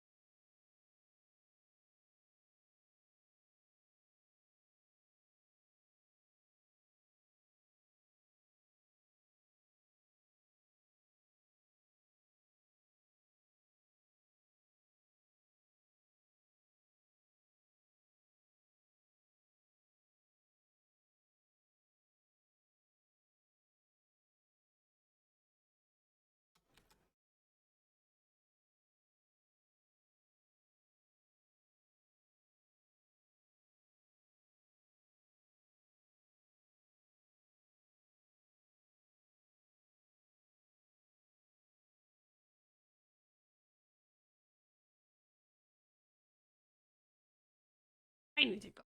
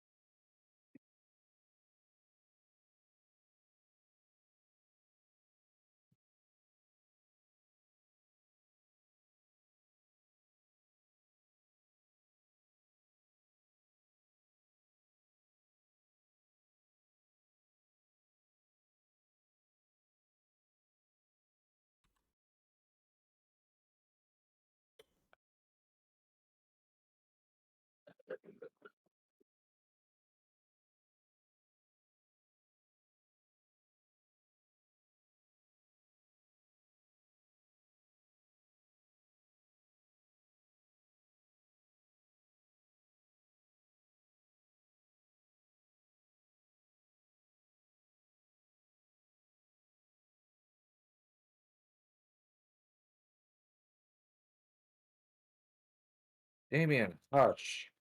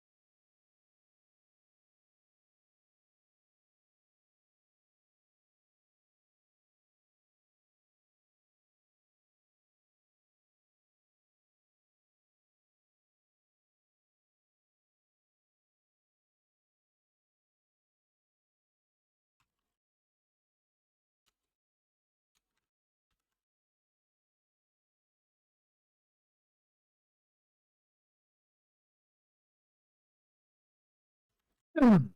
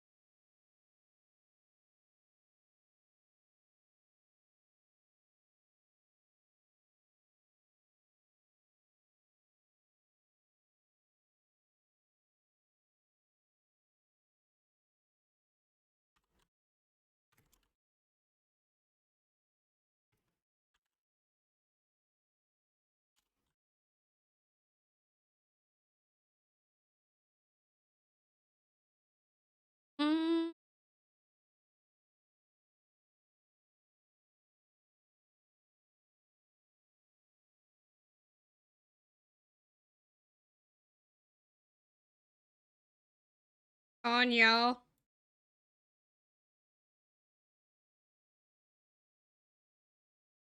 Antonio. Antonio. Me coffee.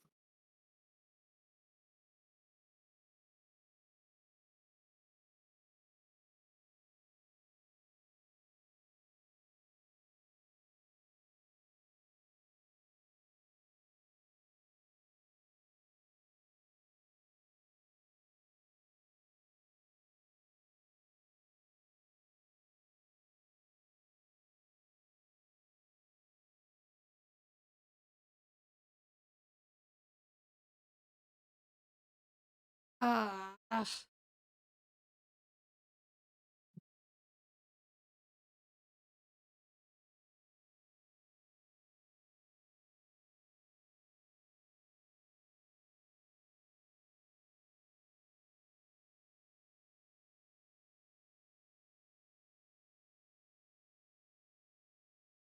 Oof.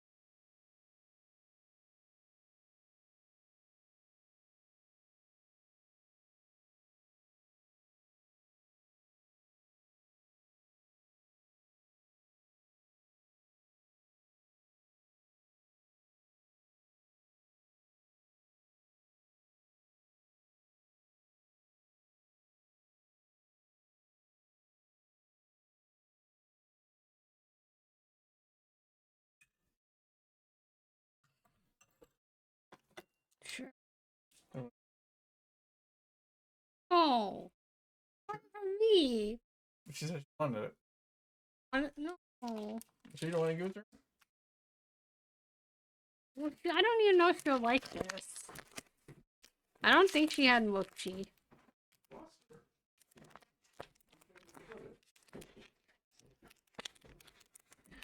Oh my god.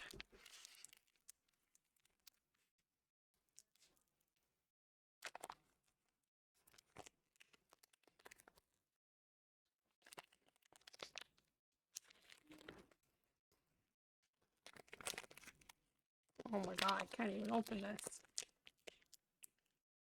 Look at. Oh.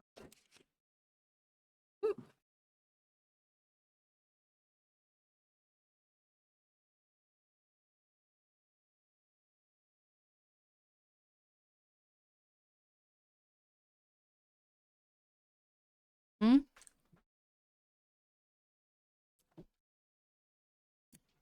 Vanilla? Huh? Tastes like Yeah. Yeah.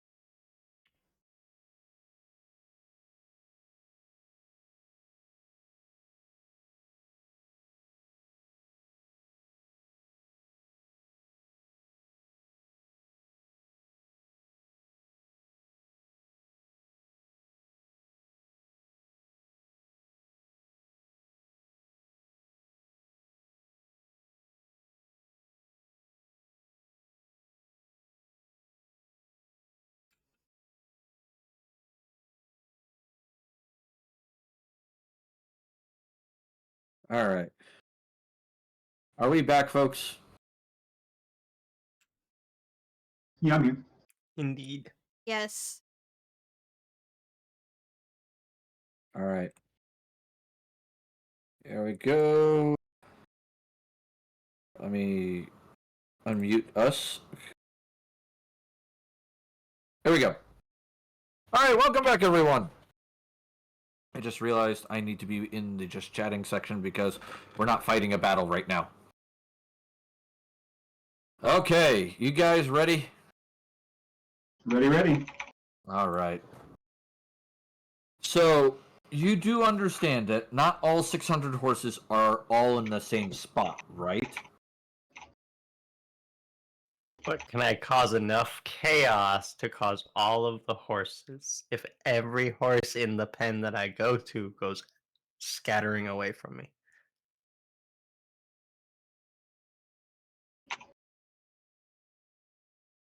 Cause Oh. and effect is my thought process here.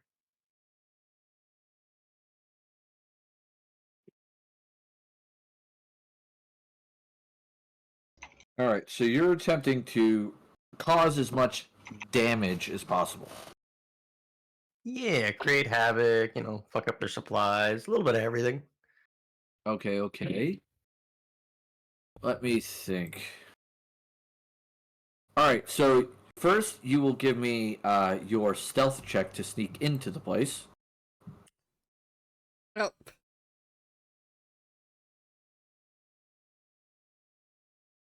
I thought because I was disguised we didn't have to. You still have to do some level of stealth. It's just not going to be.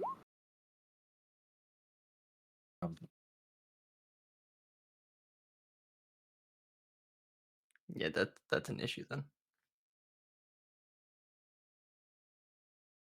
Oh no! Remember, you're not in heavy armor. Remember, you're naked. The moment I hit stealth check, I did that. Is that because the armor's still equipped? Yep.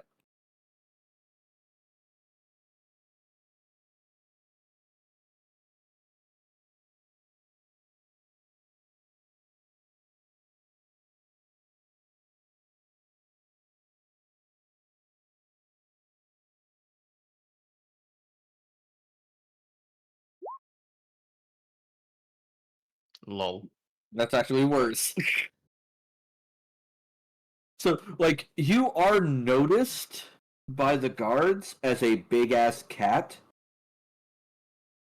And for the most part, they will try to shoo you away from the horses using torches and stuff. Basically, they're using tactics that they wouldn't use on people. They're using tactics that they would use on a wild animal.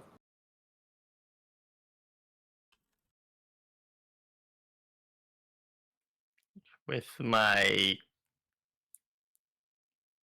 good athletics or animal handling, would I be able to pass as a wild animal and then still do it? Oh. Uh, Or would that be, I guess, performance, if anything, technically? Would be yeah, considered, performance even though I was still or an animal? yeah, maybe I'd say performance or maybe like deception, whichever one.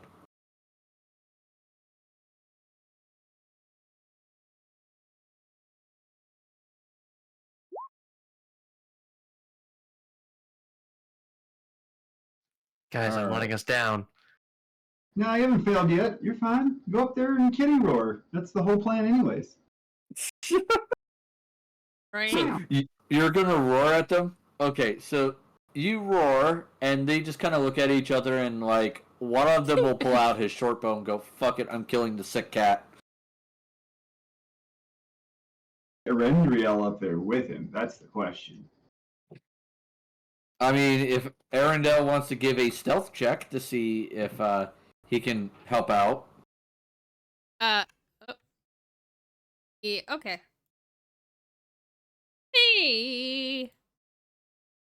Da, da, da, da, da. All right. So Arendelle's check is basically he's sneaking around, he's noticing things, and the cat is a great distraction because they're kind of like talking to each other and so on and so forth.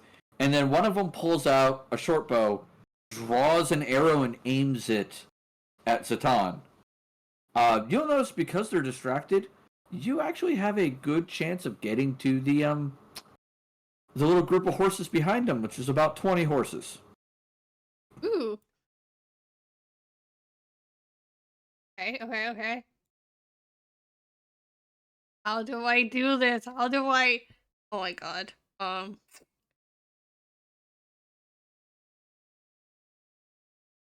Wait, I'm trying to think here. Do you need advice? I couldn't just like smack it one of the horses. Yeah, absolutely could. Oh my god. Unlock the pen gate and startle the horses and see if you can get them to start running out. Yeah, I can do that. Yeah. Smack one in the butt.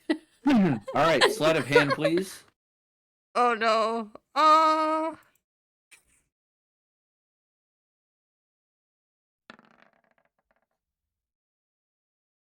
Yeah. All right, so you're taking your time picking it because you're just not quite getting it without making a lot of noise because you are trying to be silent. Meanwhile, the first two arrows are loose, so give me a second. Does a 17 or a 14 hit you? Zatan. Yep, both hit. Okay. So I'll roll both at the same time. So 13 damage. As both arrows go thump into your like sides. I'll take the hit and do my best not to yell at them. Just kind of muffle it. Fair enough, fair enough. Arendelle, go ahead and give me another sleight of hand check. Eat. Oh, that's much All better. right, now you're able to get that gate open. You slowly open it, you go in, and then what? You said you're just going to start slapping horses behind? Yep.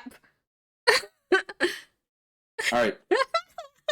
So suddenly, 20 horses go running. The guards kind of freak out for a second. They're like, and they scream something in Itagayan, and then suddenly there's a whole lot of screaming.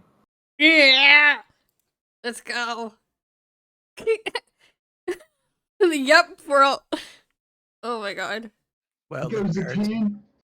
while the guards are distracted dealing with the pen that Arendelle opened, I'm gonna sneak up to the closest grouping of horses and basically do the exact same thing that Arendelle did. Just kind of startle them enough to cause another commotion.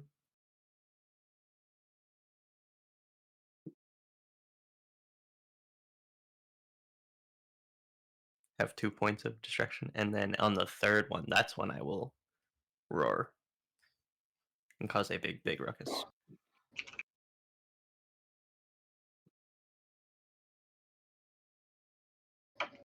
All right.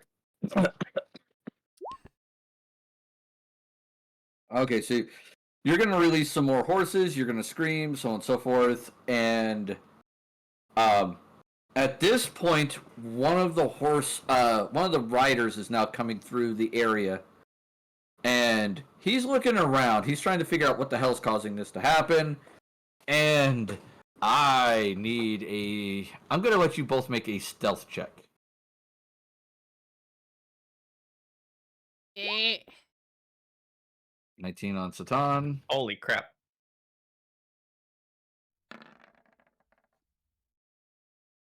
2 on that. Okay. So, Arendelle, you stay kind of hidden in the shadows. You're like, okay, that's fine. He notices Zatan, and this rider comes through and takes his long spear. It's that guy you saw from before, Arendelle, and he just stabs at Zatan. Oh, excuse me. When I see him, can I dissonant whispers him or no? Sure.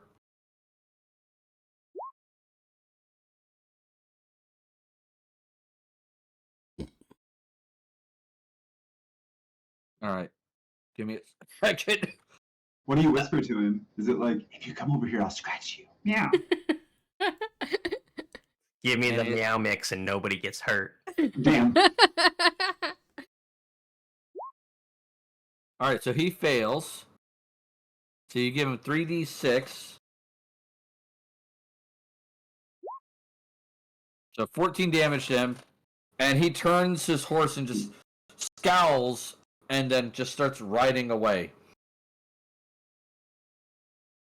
Hey, let's go. Success. Yep, success. No stabby. Yep. At this point, you hear towards the monument like a loud booing voice. It is a female voice. You hear it go, and Savi Savituru! And like suddenly there is a huge fire elemental that just appears in the center of the camp. Helios, did you hear that? Helios looks at it and goes, Karuk, I can see that. What the fuck is that, dude? That is a fire elemental. You know what? I don't hear a whistle. That means we don't go running. You stay right here. I'm not getting involved in that. That is beyond my abilities to deal with. You can't just tell it to go away? Come on, man. What type of wizard are you? Okay, All right, we that's- speak the same language, doesn't mean he's going to listen to me. He is literally 10 times my size. Isn't that your cousin? No! Okay. Sorry. Go ahead, guys. Not all of us fire people are related there, jackass. Oh my god. The hell, man? Why do I feel like my only option is to just Misty step the fuck out of there and get towards my horse? If you want, that's a possibility. You're like, get the fuck out. I'm pretty confident the rogue and the fighter without armor don't beat a fire elemental and potentially hundreds of soldiers. Yeah. It's just like, nope. Nope. Not doing it.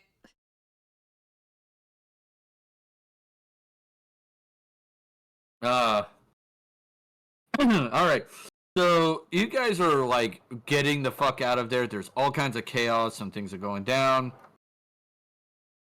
The fire elemental is kind of not lighting the tents on fire as it walks by, but it seems to be looking for something.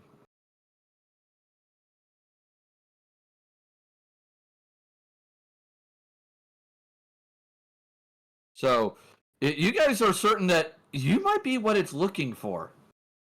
Oh shit.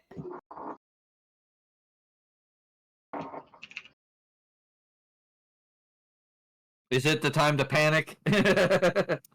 Yeah, you might want to blow that whistle. Or we just completely peace out and regroup. All right. Okay, I'll So blow the the- whistle. Okay, you blow the whistle. All right. Shit. So, Come on, Helios. God damn it! I didn't want to have to deal with this. As Helios is on the back, like following a rook with his horse, and you guys kind of ride up to the camp, and I'm bringing the other two horses with me, by the way. I kind of figured Okay, cool. the people who are gathering the horses. There's some that are still guards. They see you, and they're like, they yell at you in Itagayan, which obviously you guys don't understand, and then they look at you and go, and they yell in common, "Stop, intruders!" Did... All right, Helios, here's my soapbox. You ready? I draw my sword and go, did you stop raiding those helpless villages? Did you stop kicking down their doors and stealing their people? Did you stop? Ah! Holy shit. And then I'll look for my friends. Are they anywhere to be seen? Oh yeah, they're heading your direction like real quick. Yeah. Badass. I want all eyes on me, so I will do like a big fucking. I'll make a big spectacle. I'll throw some silver dust in the air and cast Shield of Faith on myself, and I will stand up in the saddle with my shield and sword in like a battle pose and go, "Come and get me!"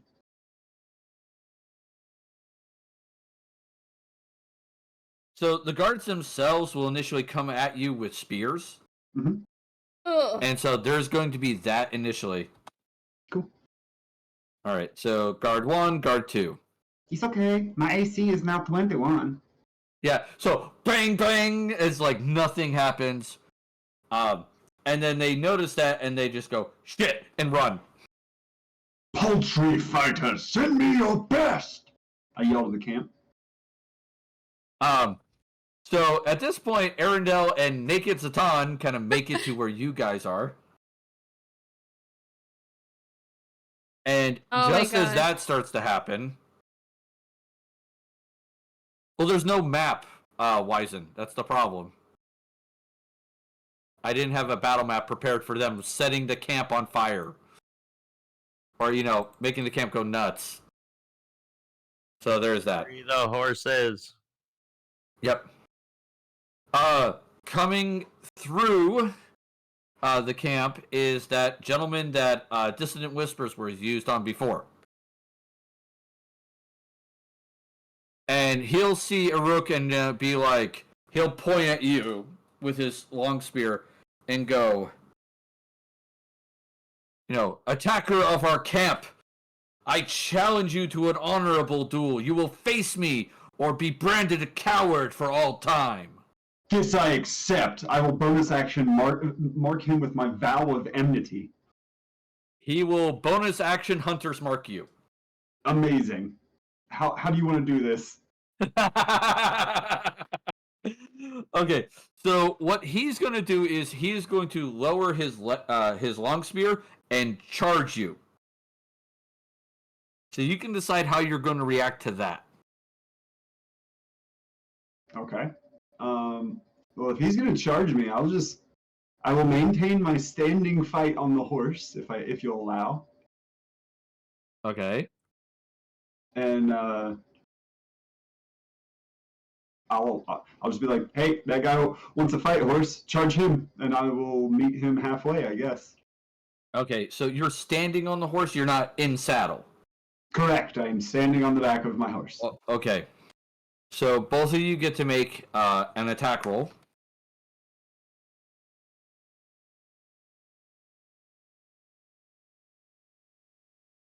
I get advantage on attack rolls against him for 1 minute or until one of us goes unconscious. And he does the wow. same. Really? I rolled a freaking 3 and a 2, so I miss my one attack. And he misses as well because he got a 17.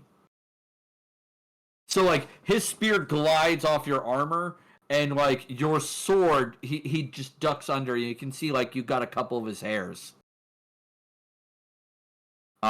He will turn the horse around after you guys slow down for a minute, and then he'll charge back at you again.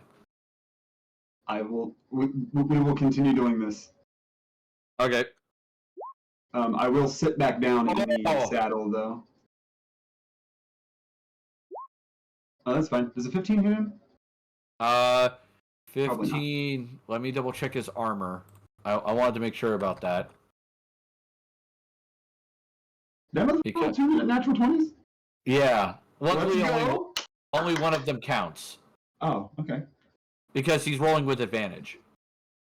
Oh, gotcha. Can I roll my second attack? Or are we getting one? I'll allow you to have a second attack. You'll have to note that he'll get one too, but that's fine. His will only be a single attack on the second attack because he has advantage from his spell effect, disadvantage from attacking in melee. 5-foot melee. Jesus Christ, another bot. 23 to hit him?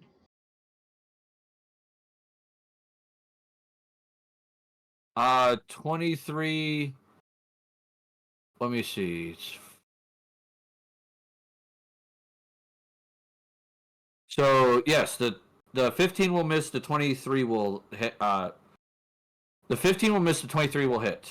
I will burn a second level spell slot and hit him with 3d8. So he takes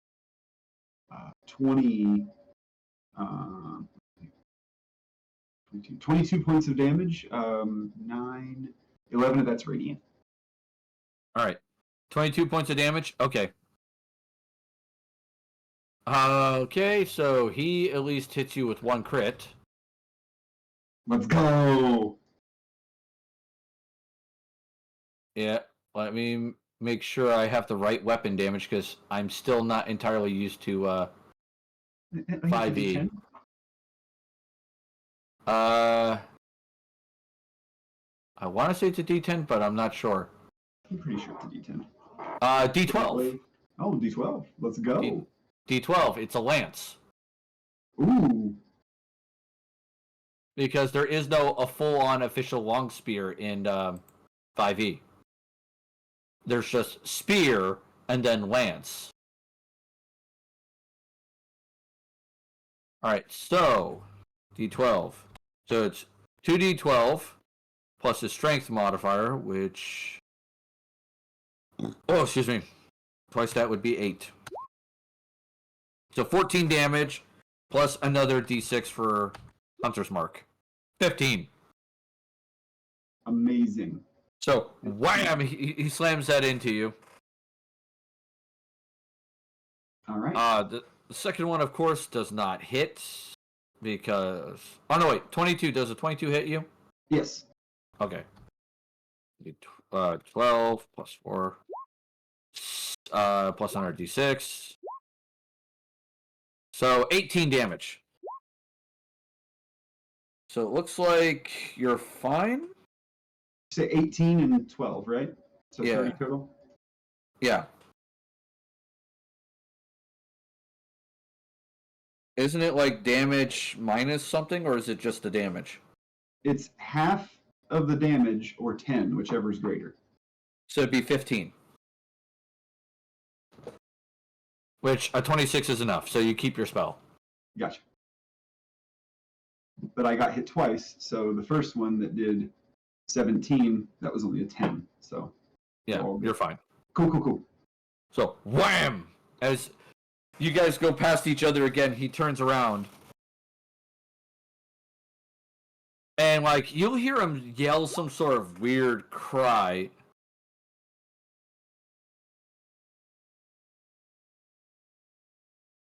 Like some sort of weird battle cry, and he just comes rip roaring at you. Okay. So, how much do you heal yourself? I don't. I was checking to make sure if it was a bonus action or if it was a regular action. So I'm not actually going to heal myself. I'm just going to attack him twice more on the next half. All right. 22 to hit? 22 does hit him. Wow. Really? Another 3 and a 1? That's fucking sad. And the second attack does not hit. He hits you twice. So first one. So you get one hit in, and you do your damage. And question, how is he getting an advantage? The weapon he's using grants him advantage when he's charging. It is it is a magical effect of the weapon. Gotcha. Okay. So I will probably hit him once, correct? Yes. All right. So 15 and 10. 25. Yep. I'm down to 22. All right, and I hit him once with the 22. I'll use another second level spell slot and smite his ass. Jesus Christ. Oh my god! 31 points of damage with my smite. Ooh, he's hurting. He's hurting bad. All right. You can see there's obvious wounds on him, and he is just holding on and breathing. I'll shout. Is this to the death, or do you submit?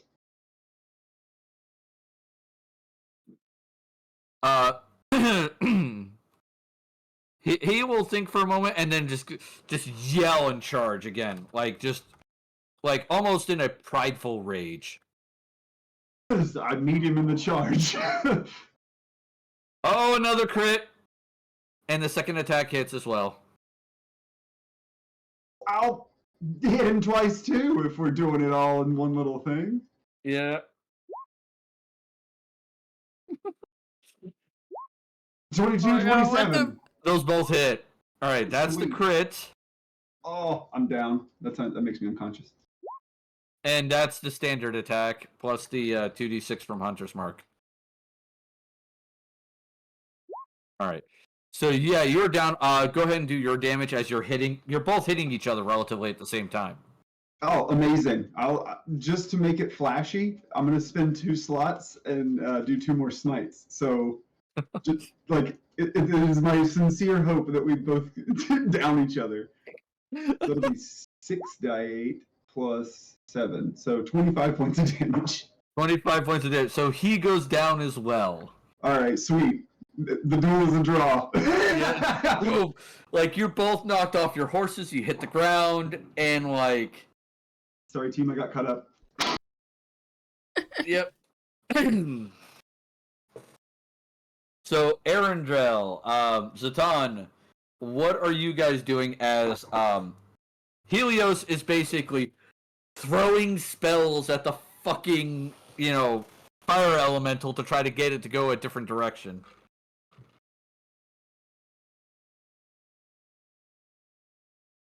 Thank God I sat down on the saddle. The military saddle keeps me in the saddle after I'm unconscious. That's true.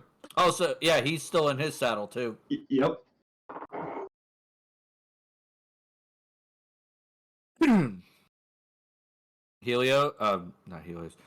Arendrell, Zatan. Oh, I'm Speaking, trying to think. speaking. I don't know what the play is because we don't know who cast the elemental to be able to go after them. So it's not like we can get rid Yeah, of that that's anytime true. soon. Well, no, Helios is the one dealing with the elemental right now. Yeah, but I'm just saying it's not like we can really aid with the elemental in any way, shape, or form. Right. So I would think that we're best off to go try to help Haruk and make sure Haruk is not dead forever. That's Okay. a good, yeah. So you're basically grabbing his horse and getting the fuck out of there? Yeah, we'll pull him over to safety. Okay. Aruk, can you give me a death saving throw? I can. You mean rolling a d20? Boy, howdy.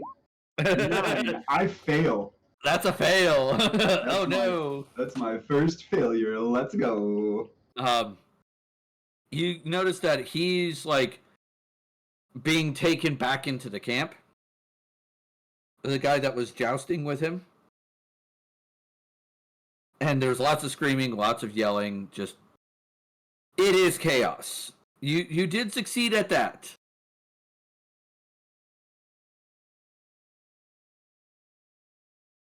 So then the question becomes, do any of you have, I believe it's medicine is the check?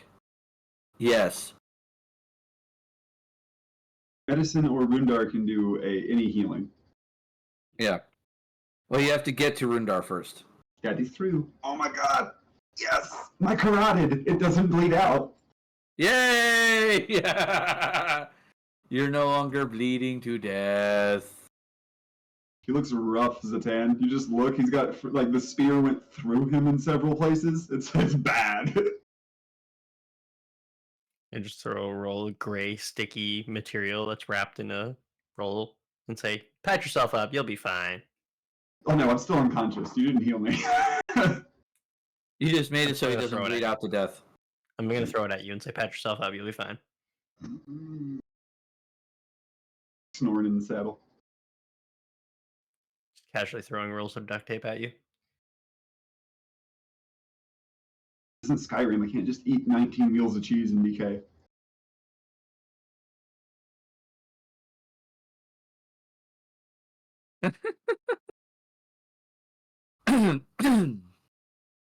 Oh my god.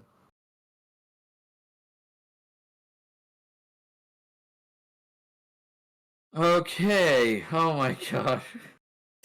So you guys, where do you head back to? Just the village, or do you head a different direction?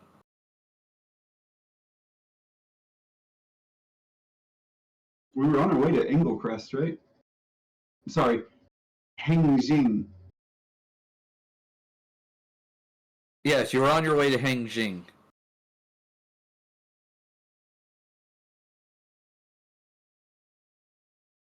Do you guys want to continue heading towards Hengjing?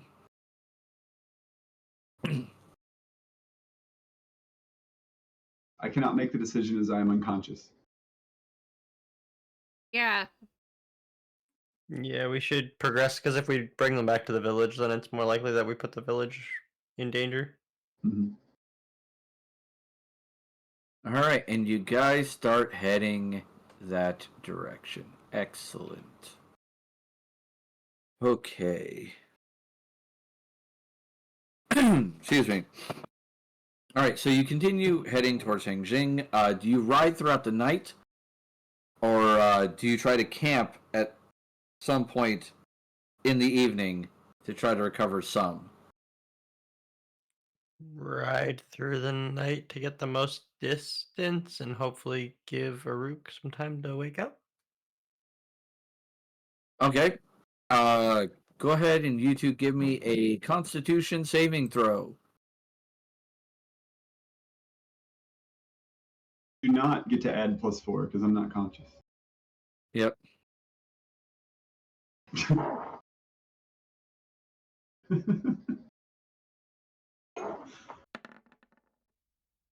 Oh, wow.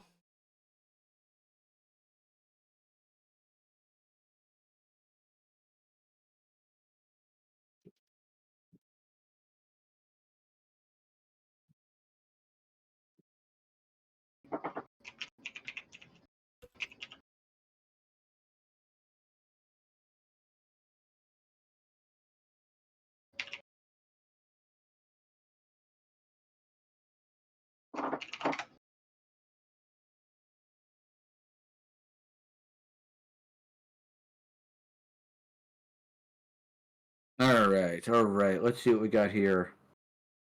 Zatan, you have a point of exhaustion.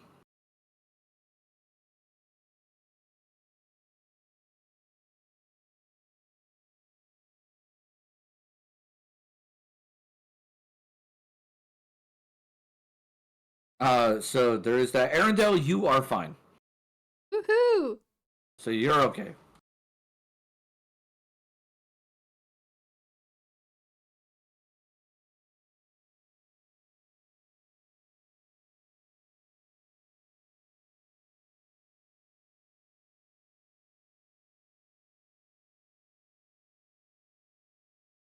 All right, let me think what the next step is.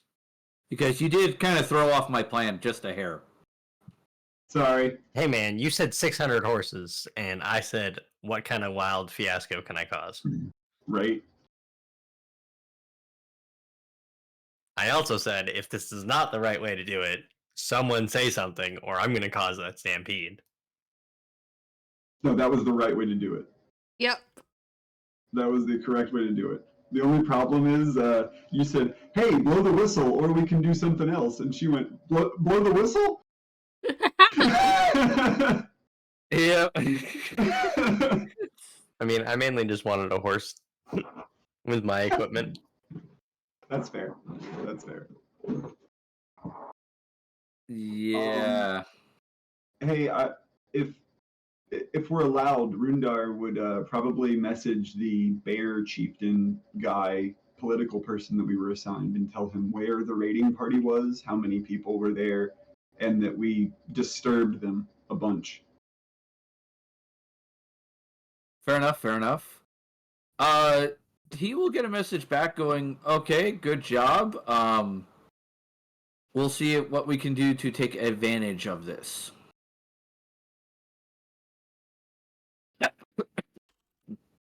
Because that would be probably ideal at this moment. All right. So you guys travel south very rapidly. Now here's my question. Do you push yourselves or do you travel at a moderate pace? Am I awake for this? Can I offer my wisdom or no? Yes, you can offer your wisdom. We have extra horses. We should push ourselves, and then we'll just switch horses halfway.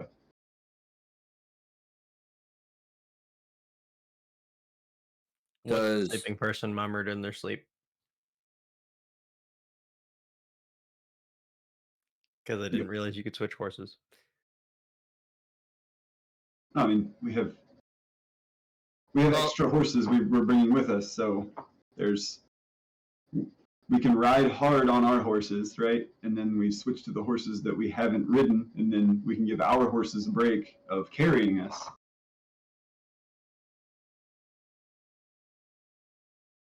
You know what I mean? I support the idea. Yeah. We'll go the old Mongol raiders on their ass. We'll bring more horses than is necessary, so we never have to stop moving.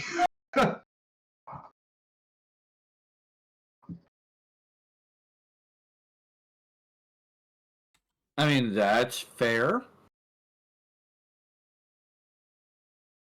All right. So at this point, then, you guys will need more Constitution saves. All three of you. Because while you can push the horses, you're still pushing yourself. Oh, yeah, I'm conscious. You all get to add 4 to your save, as long as you're within 10 feet of me. Yep. Let me do Helios twice, because I forgot to do his Constitution saving. So that's 1 point of exhaustion. Second one, he's fine. That still leaves Zatan, though, for the second one.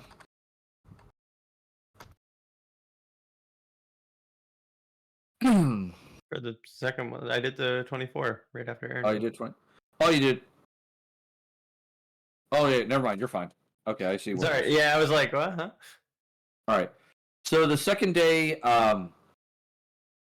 Helios has a point of exhaustion. Zatan has a point of exhaustion. And Aruk and Arendelle have no points of exhaustion. And then we go to the third day, and we get another one of those wonderful saves as you guys are pushing yourselves continuously. Helios and Zatan are at 2 points of exhaustion. Arendelle's at 1 point. All right. Oh my so god. at this point, at 2 points of exhaustion, Helios and Zatan, your speed on the ground is halved. Not on horses, but on the ground. And anybody with 1 point of exhaustion has disadvantage on ability checks. You all look ragged. Do we need to pull over and rest for 8 hours? Helios goes, I would very much prefer that if possible, as I still haven't recovered my spells. I think we've made enough grounds that a rest could be acceptable.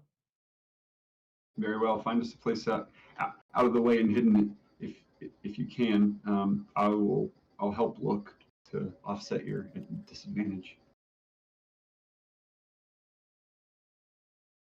I'm not good at hiding in the wild, but if one of you could find a place. This would be stealth or nature. Either one is appropriate.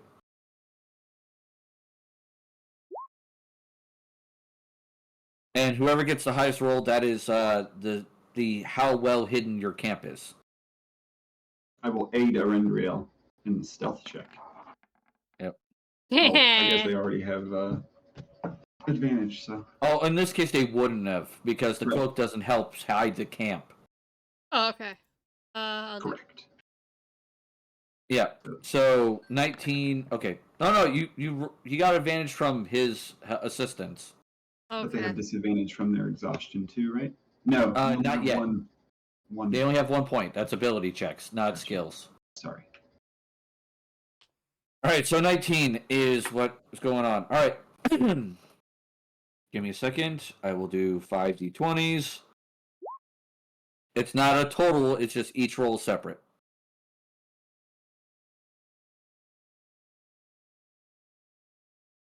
All right, so as the night progresses, there are some riders that go past. Some are obviously from that camp. And towards the evening, you'll hear what sounds like horrifyingly bad singing.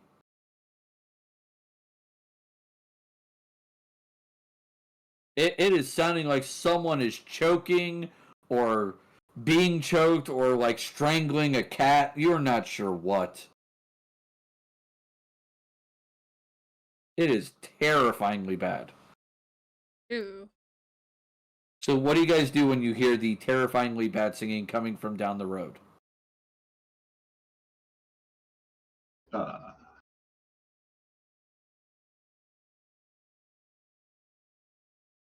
Unknown. Were we able to rest for an hour before the singing got there? Yeah, this is towards the end of the rest. Okay.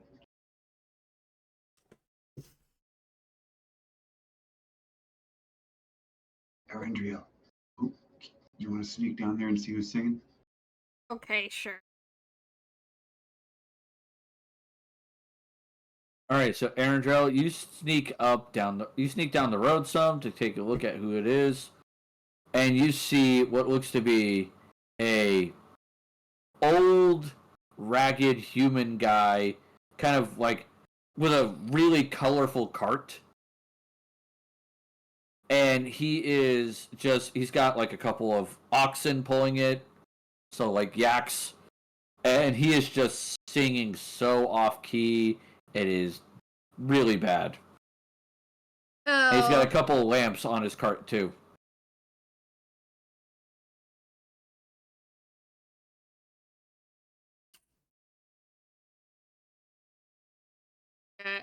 So what do you do with that information, Arendrell? I'll go back and tell.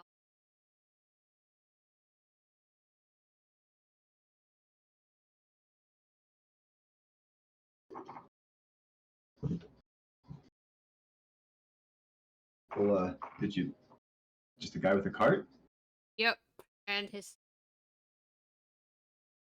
Or in my ears. Well, he might have something to sell or peddle. Oh, maybe he's rat on a stick. You ever had rat on a stick? Did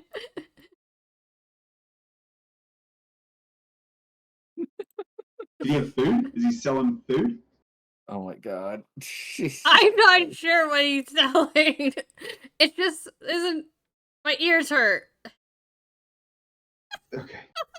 All right. Did you try asking him to stop? Everything's better on a stick. Oh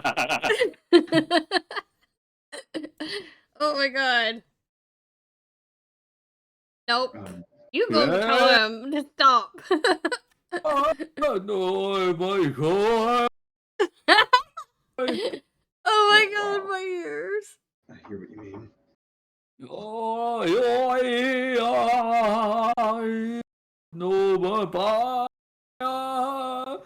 And like eventually he just kind of laughs and then goes, and he says something to his animals in Itagayan, and he kind of like directs the cart to pull over to the side of the road, kind of near where you guys are. Oh shit, it's the guy that summoned the elemental. He's chanting. He will jump down from his cart, and you see him like kind of go around to the backside of it and like dig some things out, and he will pull out an axe, like a woodsman axe. He goes, "All right, fire time." And he'll once again go back to singing in like a terrible way. Do you want to invite him up? Should we invite him up here so that he shuts up and doesn't bring people to our hiding spot?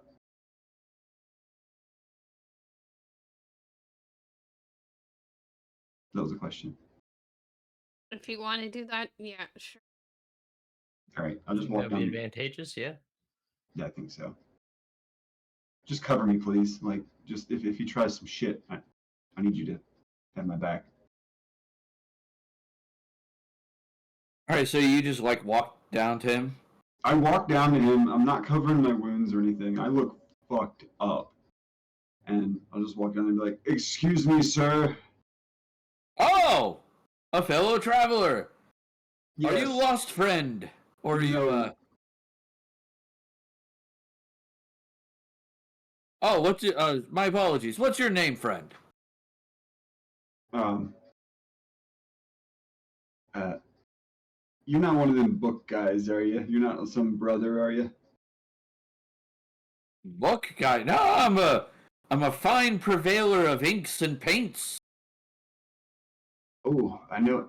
You know what? I have a friend that needs to talk to you, but I'm pretty injured, and I was just taking a nap, and you are very loud. Oh, my apologies. I Would you? I like to sing as I travel. It helps pass the time. Indeed, it does. But we could have a quiet conversation to pass the time instead, if you would like to join us up the hill here. Oh, do you have a fire already built? Probably. Yeah, that would be a yes. You guys would have had Yes. to have a fire, yeah. Yes, there's a fire built. We have some a small amount of food on, but we're just recovering. Oh no, I have food. I just needed a fire to cook it. You're Ah. welcome to join us, sir. All right. Let me get Ming and Zing all settled, and then I'll come up and join you. You're not a part of the Nightmare Clan, are you, sir? No, I'm a good clanless person, sir. I'm just a humble traveler. Can I make an insight check? Sure.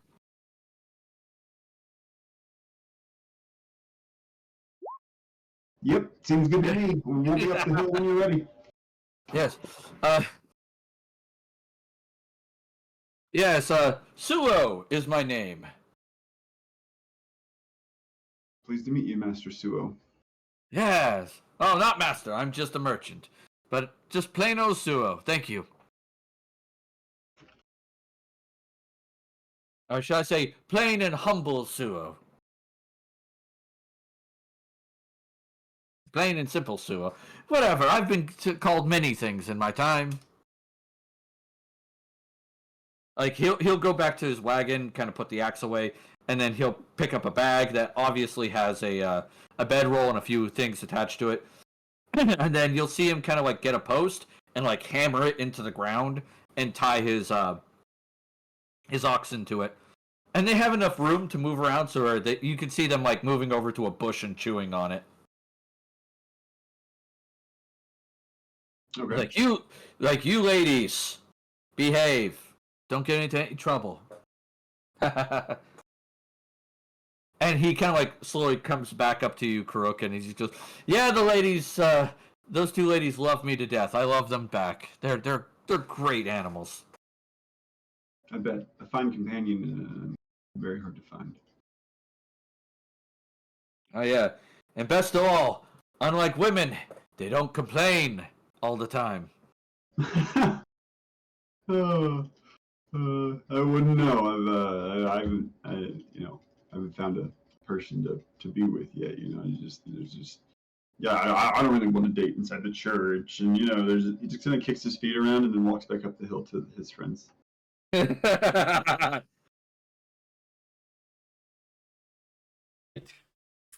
and Suo will come up to the rest of the party and be like, "Ah, a venturing party. Pleasure Yes. to meet you all. My name's Suo. Just plain, simple Suo."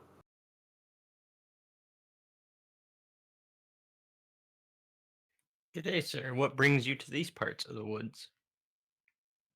Oh, just heading towards Hingzing, to sell my goods.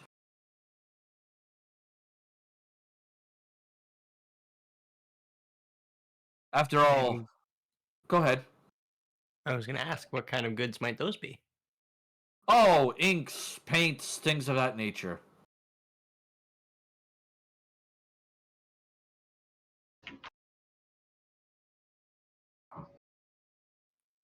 I have some rather rare and special inks and paints. And I have some basic ones too, which are very useful.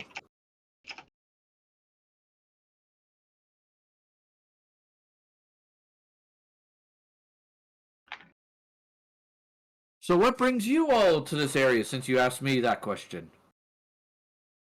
Oh, we're trying to do good deeds, but I got stabbed with a lance today a couple of times for doing good deeds. So sometimes the bad deeds fight back. Yeah, it also doesn't help that you're you're outsiders. I can tell from your accent. You're not from around here, and people tend to be very upset about that. That's true, but we are aiding the. Here it is. I'm telling you, man. We don't want to get in clan politics, but we're in clan politics, okay? So we're allowed to be here because of the bear clan, and they have arranged to where we can walk to the dragon clan.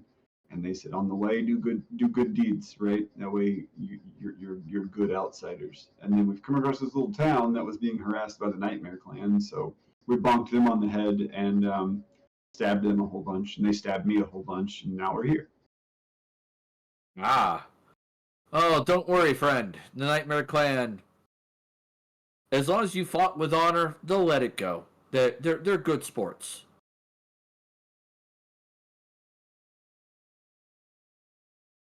I believe I did. Then you should be fine. They won't take any hard feelings about it. Hmm. Hell, they see dying in battle as kind of an honorable thing to do. So I wouldn't worry about it much. Now the Scorpion Clan, on the other hand, you gotta be careful around them. They're duplicitous. I haven't met a Scorpion Clan yet, other than Simple Suo, apparently. Oh no, I am. Scorpion Clan. No, I just know of them in my dealings. Ah, I'm not part of the Scorpion Clan. No.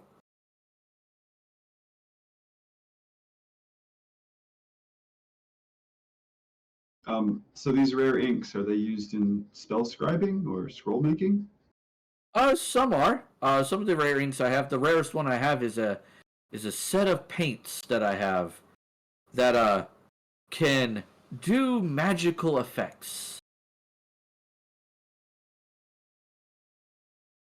Like it doesn't tarnish, or I mean, eventually the paints wear off, but for a short time, you can, like, for example, if you paint a door into a wall, there will be a door there. that's crazy. Yep. Yeah, I was planning on taking it to Hinzing first, stopping there, resting, getting some supplies, and then working my way through the eastern tunnel of Hinzing to Sun Tzu, and then to Shinsei na Toshi, the capital. Because I'm fairly certain someone at the capital will pay good money for those paints.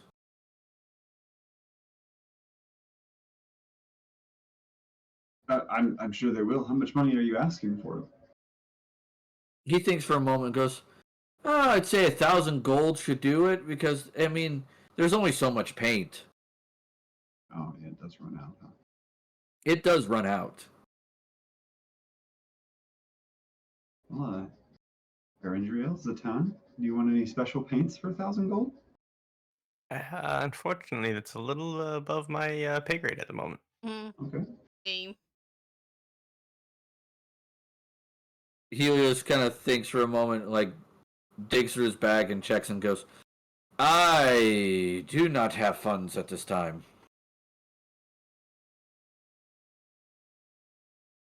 Well, that's all good. That's all good. I'm sure you'll find someone to pay that or more if you travel that far.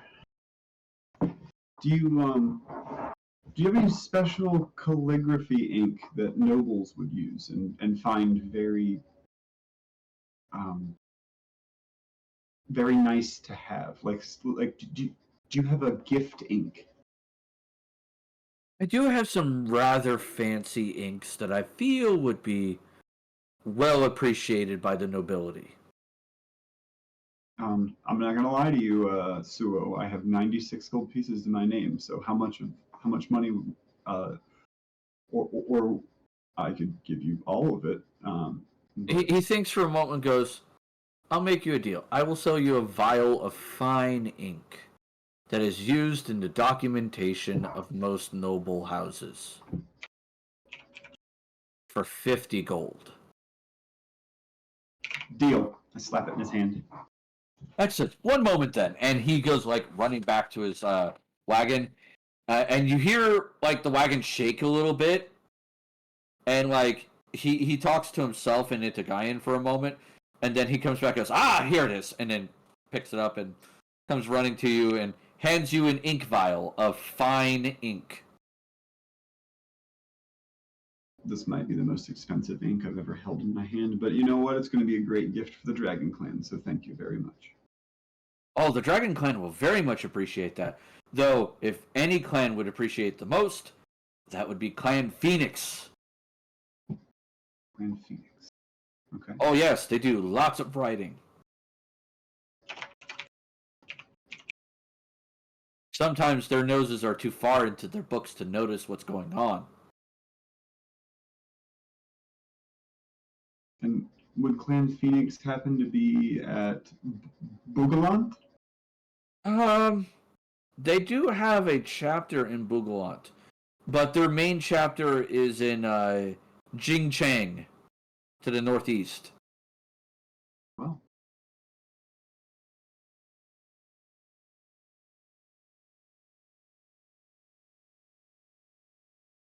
Have you guys noticed that there are ruined keeps and castles all over Itagaya? Yes. It's gonna be, yeah. Oh, yes, there's plenty of ruined keeps and castles. That was from the first clan wars.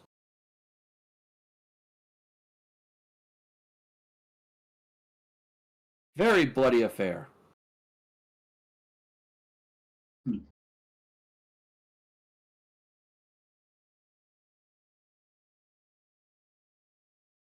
It was a very bloody affair. They, lots of people died, but it's when the clans didn't necessarily get along with each other well.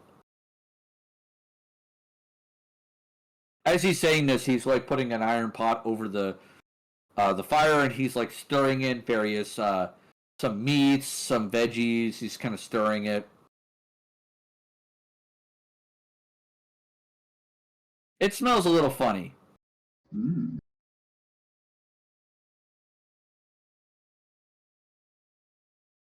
Funny like bad, or funny like that might be poison? It's funny, like odd. Okay. Like you haven't quite put like what the kind of smell is.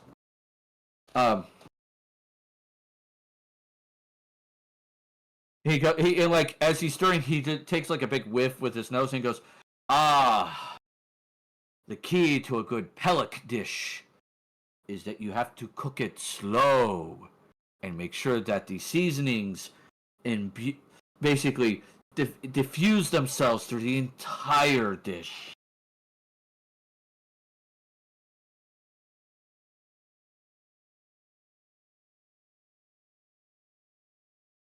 Sure. I'm sure a pellic is going to be delicious. Whatever a pellic is. He kind of chuckles and just takes a whiff. He puts like a smaller pot on that is just boiling water. He throws rice into it. He cooks it up for a while. And then he slowly pulls the rice off, drains the water, and eventually pulls out a metal ladle and just, with a wooden bowl, puts the rice in. He gets a ladle of this thick, like, how do I want to put it? Like a thick, like dark brown sauce. And it has like chunks of vegetables and meat in it, and he just puts it on it. And then he pulls out a wooden spoon and just takes a whiff of it again. Kind of like you see his eyes close, his head tilt back, he sighs in happiness, and then he just takes a nice bite. He goes, This is a good pellet dish. Would you like to try some? Any of you? Of course. I'll make sure it's safe for the rest of everybody else to eat. Oh, if you wish. And he'll pull out like another bowl and like do the rice and put it over it and hand you that and goes, I'm assuming you have a spoon of some sort. Of course, I'll pull out my mess kit. Yep. All right. So you take a bite. Oh yeah. All right. Give me a Constitution saving throw. Rutro Raggy. 14. Okay. So you are able to resist the burning sensation in your mouth, but it is not poisonous. It's just that spicy. Nice.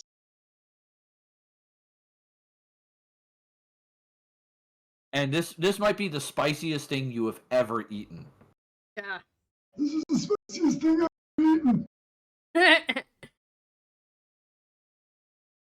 Good though. It's good. Yeah, he kind of chuckles and goes, Pellock is meant to have bite to it. It is a good dish. It clears the sinuses, makes you healthy, and gives you the fortitude to go forth and meet a new day. How about you three gentlemen? Would you like to try some Pellock? Ah. Sure, why not? All right. NvrNrml? No, I'm not into spicy. You're like, I'm good. I'm good. Yeah. Nope.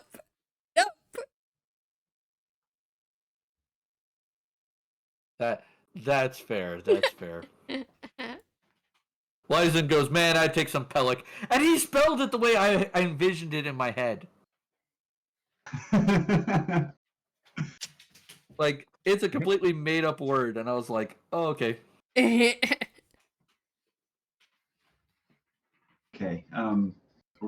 So we're just gonna have this person in camp for the night. So, Satan, you need a Constitution saving throw. As I does did. Helios.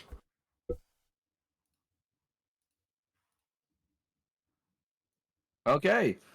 They both pass. Aaron chooses life. That I did. All right. So definitely a burning sensation for both of you, but once again, you persevere.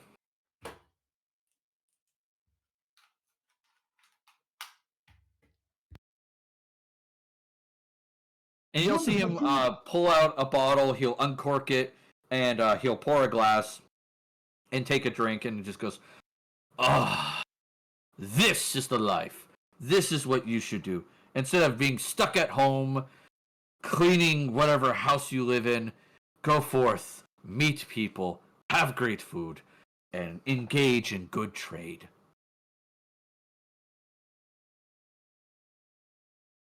Happy we can make you comfortable being outsiders. Most people have spurned us thus far until we've proved ourselves to them. I'm okay with outsiders because my business requires me to deal with outsiders often. And I've learned they're not as bad as, most of my fellow countrymen make them out to be. It's also why I speak such good common, as well as, understanding cultures outside my country. Well, maybe you can help us out with that. May I ask you a question about an organization within your country? Go ahead. I will try to answer to the best of my ability, friend. I'm going to borrow that book from Rundar again and go over to him and be like, there are priests peddling this teaching.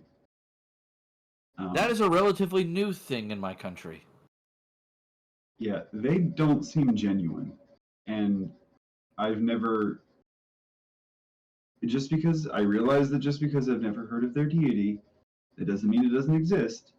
But it scares me to think that they're trying to get people to venerate wizards, like above other people. Well, I mean, let's be honest. There's other religions that do similar things. For example, Rienhild says venerate paladins and clerics. Akazuri, the god of orcs, says venerate barbarians. So it's not unusual there's a religion that says venerate wizards. This is normal. The thing that makes me a little bit more concerned, though, is these guys tend to show up where something has already happened. Oh. Coincidences, by the way, friends, happen every day. They are everywhere. But I do not trust coincidences. They are not worthy of your trust. Kind of what we were feeling. It's not a. Yeah, either their deity is telling them specifically where they need to be to do what they need to do, or they have pre-knowledge of people in suffering so that they can go peddle their bullshit. Either way, even if the source of their information is divine or from another source, doesn't make it any more worrisome that they continue to do what they do. And they're very good at it, I've noticed. Yeah, they're definitely killing people with kindness. I tried my best to provoke one today, and he did not take the bait. You must have run into one of the more peaceful ones. There is one I saw in in the Northeast. He lost his temper, and his staff glowed. The ground opened up under the person who upset him and swallowed the person whole.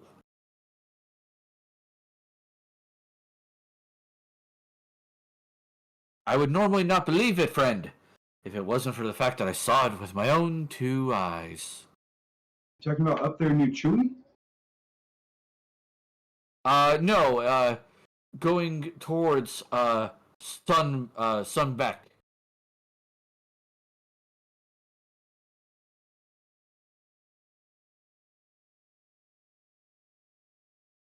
I think, like, more in towards the plains around, like, he'll pull out a map and he'll point out to it, and I'll ping it on for you guys.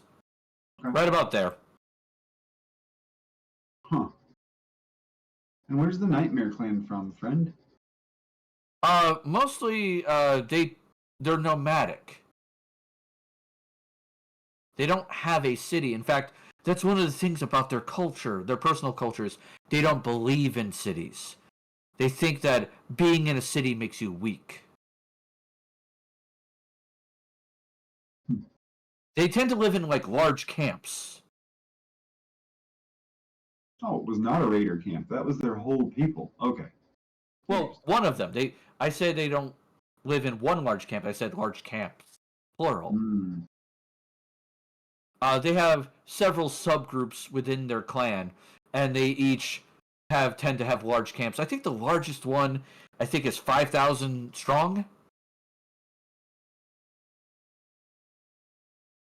Ah, well, no, we did not find the largest camp, but we found a fairly sizable one.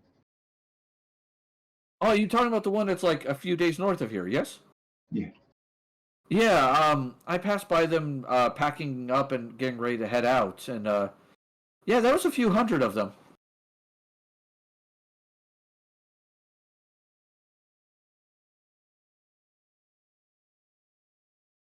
Yeah, they're an interesting people. They don't get along with the other clans as well as the other clans get along with each other. Is that due to their traveling nature, or is there actually previous incidences that cause that? Well, they have a traveling nature, which definitely does not help matters. But once again, they see people who live in cities as weak. So the other clans tend to live in cities. And these guys tend to steal whatever they cannot produce.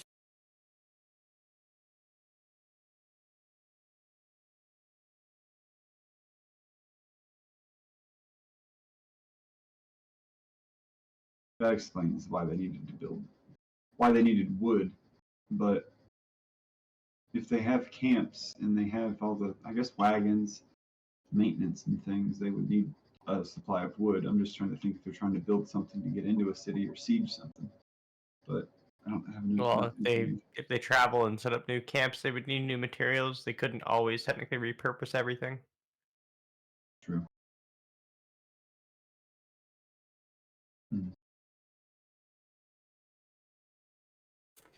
Well, thank you for selling me these fine inks. I'm gonna catch some rest for my wounds before I succumb to my wounds. Yes, I would recommend definitely making sure those bandages are changed, friend. You don't want to get sick and die after all. No, I suppose I don't.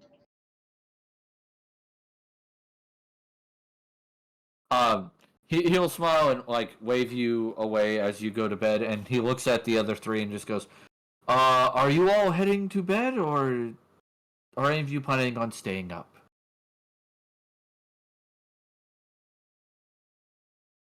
I'm going to bed.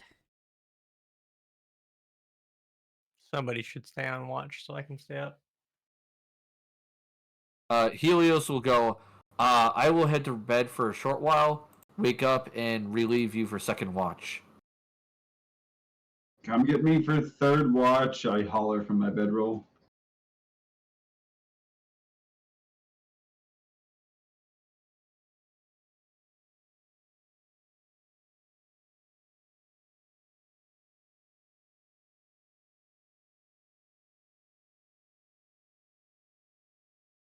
All right. So the You guys hear him evening. back there rolling those percentage dice? So, as the evening progresses, he turns and looks at Satan and goes, "So, friend, where are you from?" I'm a traveler from Sahir on a journey to discover artifacts. Ah, there are plenty of nice artifacts in Itagaya. So I've been Many, told it's quite the cultural location. yes, many prominent families keep artifacts in their houses as symbols of their family history. Some of these artifacts go all the way back to the Taurine era.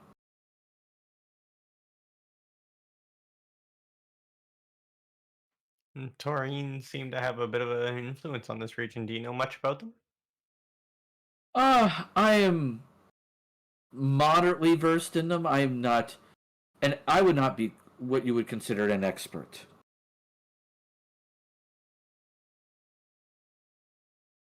there anything you can share in terms of like their effects on the lands and what they stood for? We're not very familiar with them. We just kind of discovered them recently.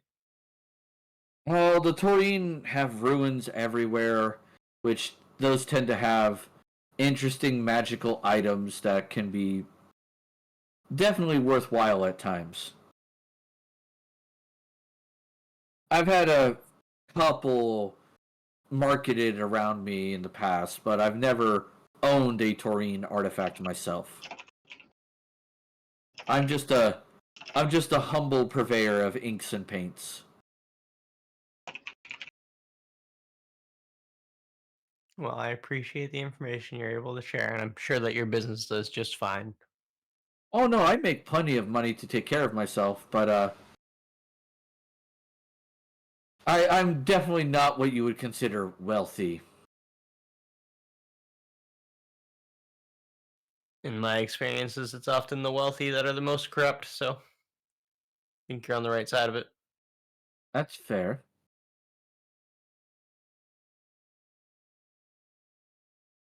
I appreciate that.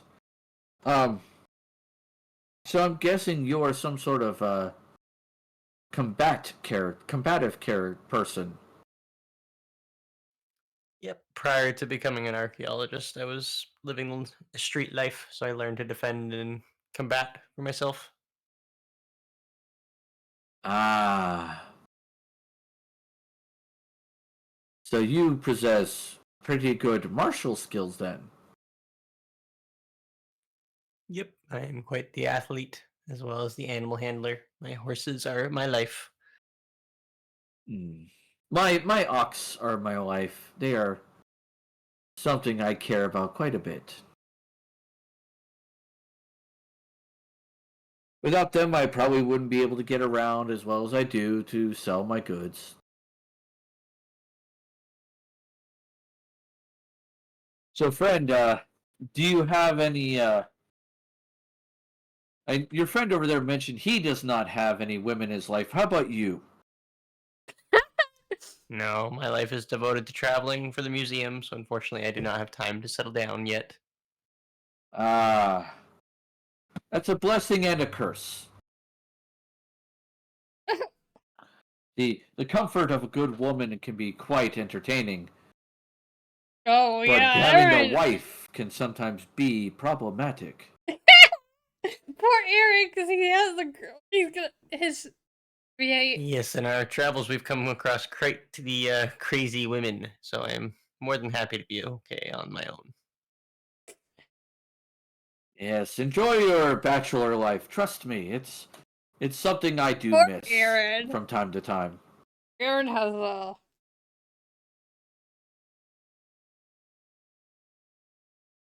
girlfriend. All right, so your shift goes relatively uneventful. The wizard and him have a conversation which none of the party pick up on because you're sleeping. And then Helios will wake up Haruk, and then be like, "Your turn." Okay, all right.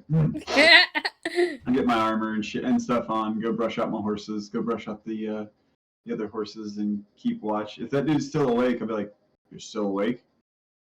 Oh, of course. One always must be awake to be able to be prepared for a good deal.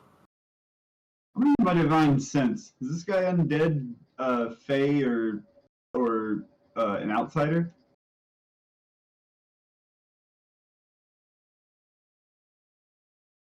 I'm identifying it. Just give me a second. That would be Faye. Oh. Shit. Hold on a second.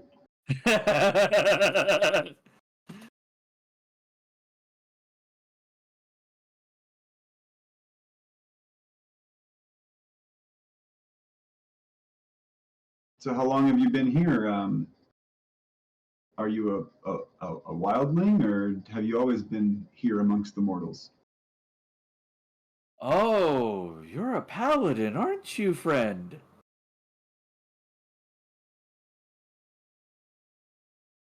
I am. I can smell you. I just needed a rest first, I guess. I guess. I've been here for a while. I kind of like it here.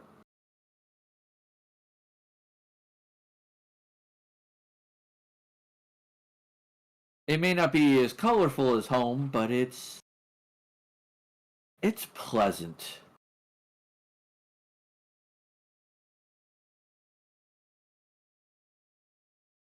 So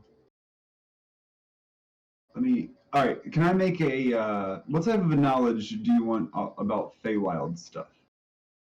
Feywilds can be several checks, actually. It could be Arcana, it could be Nature. There is religious context in there, as well as historical. I'll try religion. No, 21. Alright. So some religions, like for example, Ku, has dealt with extensively the Feywilds, as it tends to be the favored area of wild magics. So like nature, wild, wilderness, stuff like that. So, if aren't your people supposed to be all about song and dance? Why were you singing horribly? Was that to get our attention? It was. You got our attention. We invited you into our camp. You haven't slept. You've talked to us all night. We suspected. Are you a part of those? I already asked you if you're a part of the Brothers of the Path thing, but you kind of talked around that. You didn't give me a yes or a no. So are you here because of the? I just pull out the book. This book. I am here to. I am involved with that book. but I am not here because of that book, per se. Or correction, let me word it this way. I am not here due to that book calling me. I am here because that book exists.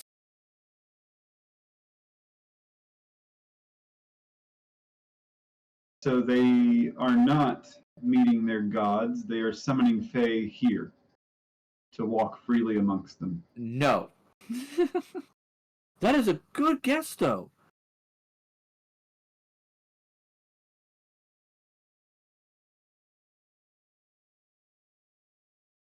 Well, allow me to put it this way, my young friend. I love a good story. Part of the reason why I travel and sell is to hear all kinds of interesting and unique stories.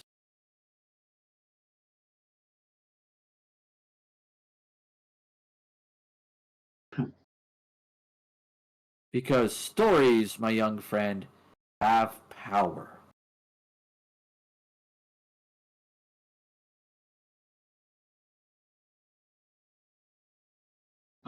I don't particularly mind that you're a Fae. I'm just really glad you're not a demon. Or a Oh, devil. trust me. I am not here to hurt anyone.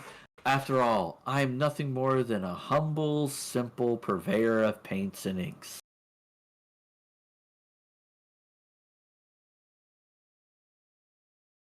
Okay, so um, hmm.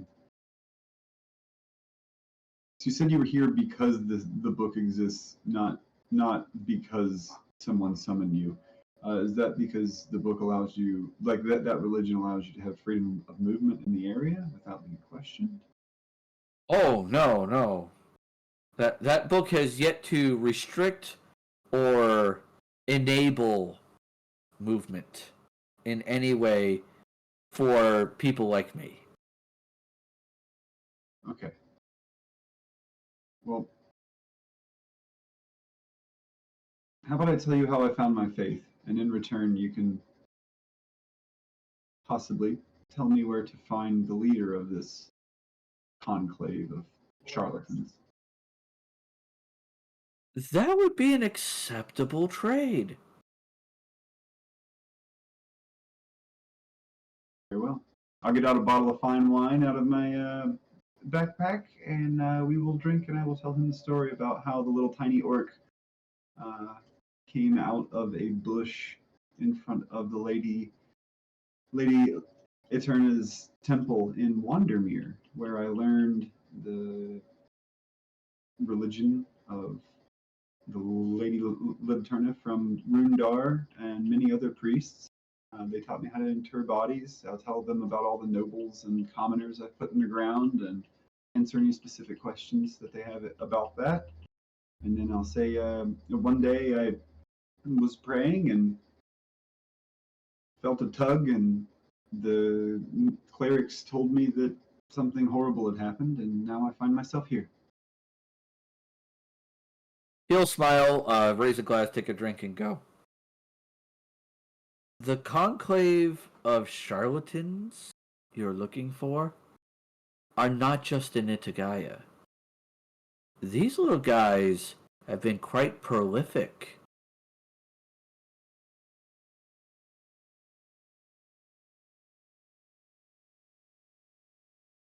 Just how widespread do you believe they are? Well, I believe they're on every major continent based on what you just told me, but they have to have a leadership structure, Oh, yes, or it they would all fall do. apart. They do have quite the leadership structure. Many layers, many leaders. Some of divine ability, others more of arcane talents.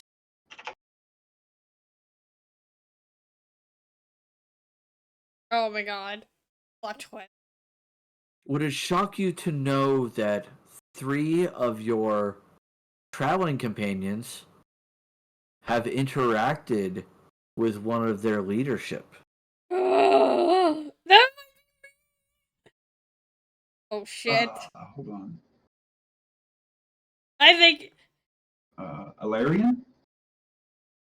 No, Alarian, the man who basically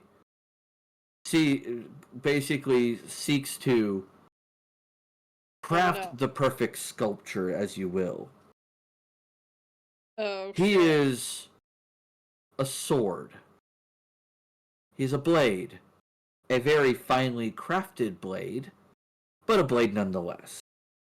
He is not the hand that holds the blade. He is not the brain that, can, directs the hand. Herod, then. Or Herod. Herod is not a blade. He is a shield, a mighty bulwark. Alarian! But he has no mind. Oh shit. Those are the only two names that I've able to gather off of my compatriots since they've been traveling with me. He kind of leans forward and smiles, and you kind of see multiple colors kind of flash through his eyes for a moment, and he goes, "The one I speak of Oh shit. is quite the mind. An incredibly sharp intellect, capable of deducing many things." Oh, I know who it is. The mind? You're not talking about a person, you're talking about a thing. The mind. No, I'm talking about an individual who is not only prided on their intellectual skills, but is used often for their intellectual skills by those he works for. Wait. What?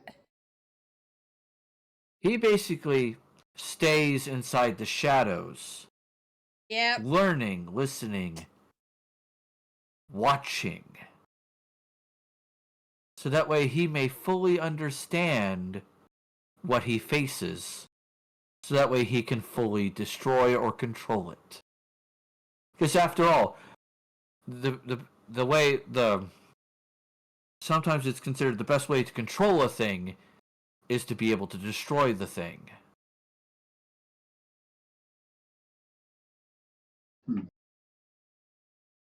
And this one watches everything so very carefully.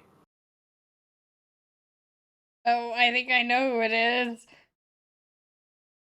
was kind of happy it was just me and you tonight. Indeed, this was a great conversation. I appreciate it greatly. In the future, whenever I have more stories to tell, is there a way that I can get a hold of you? Oh, I'm sure I'll find you another time later on. Your story is very interesting. Well, I'm going to start making breakfast for my friends. You're more than welcome to join us. Oh, I should probably get going before the rest of your friends wake up. Don't worry. I do hope we meet again in the future. It was very nice to meet you. I will shake its hand if it lets me. Yeah, he'll shake your hand. All right, cool.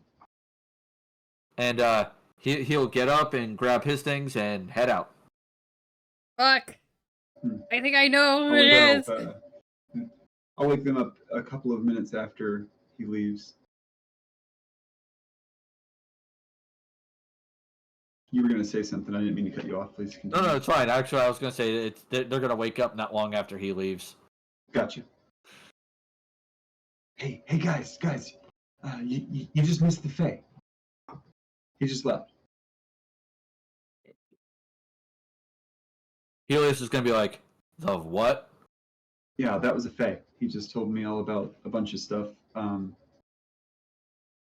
Oh. I told him a story about how I came to be, and he told me that brother Ethar is a part of that, those the Wandering Path people. He says they're very prolific and they're based all over the continents and they have many leaders and many layers. He said that 3 of my party members, I gesture to Rundar, Arundriel, and Zatan, you have met one of their leaders. He says he has a great mind and he is sharp and he observes. Oh, It probably was not an adversary. So I need you to think of who is important that asked you questions in the past and who has observed you from afar. It could be abstract, a noble that you've worked for, a merchant that you've went on and done errands with. oh my god. Possibly someone that gave you information on how to find or combat Alarian and Herod. I hope you took notes, because Alarian and Herod work for this person, or are lower in rank than this person is in that institution. Which also, these people are involved in the disintegration of your friend, if Alarian is truly a part of this group. Oh. All right, God. let's see what Arundrel and Zatan have to say. Oh. Oh, I'm waiting for Zatan to say something. I mean, shit. I can't really think of anyone, to be honest. I would scream it.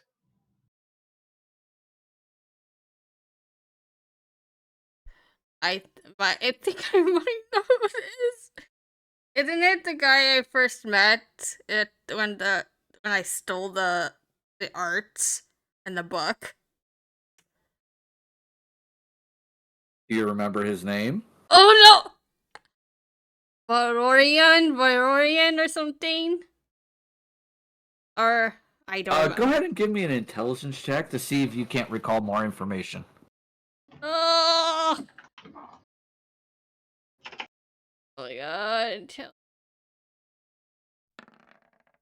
Nope. Okay.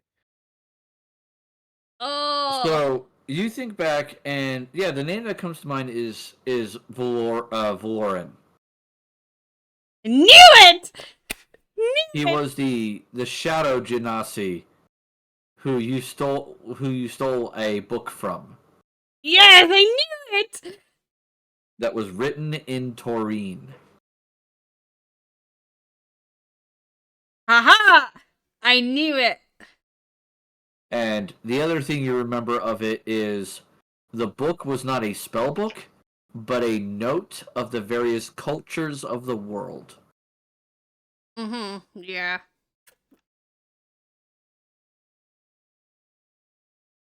Oh my god. I knew it!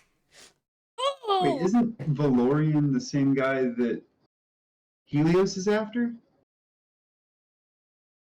Helios goes, I know of him, but I've never been after him. Alarian is the guy I'm after because he killed quite a few of my compatriots. Ah.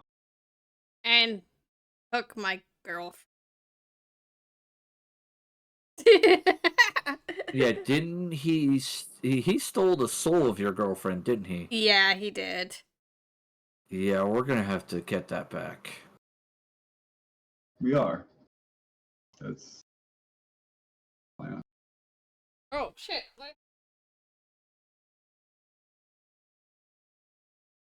Is involving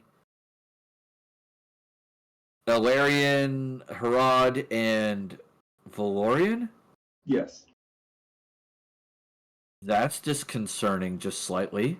No, it's perfect. Look, go out and do charity and get the people to trust you, right? This is the perfect spy network.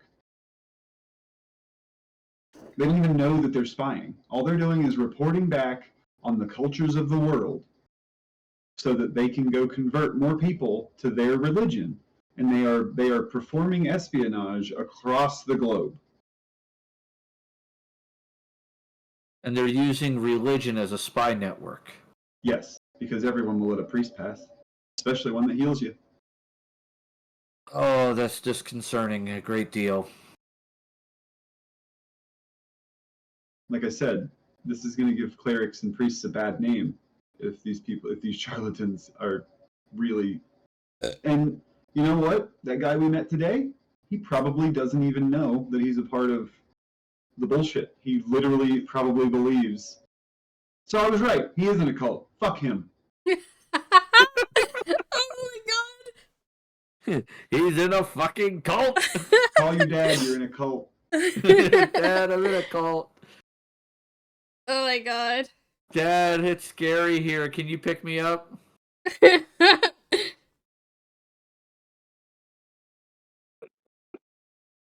Well, this is All a right. big revelation.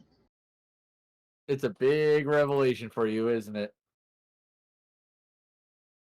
Oh god. All right. I knew it. Well, this is a good time, a good point to stop. Right?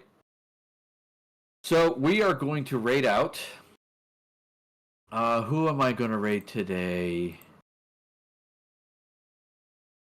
Angie's online. Yeah, Angie's online. I can raid her. No, I'm going. I'm kind of mindset between two people. Two people in particular. Let me see if there's anybody else on this list I could lower it or add to. All right.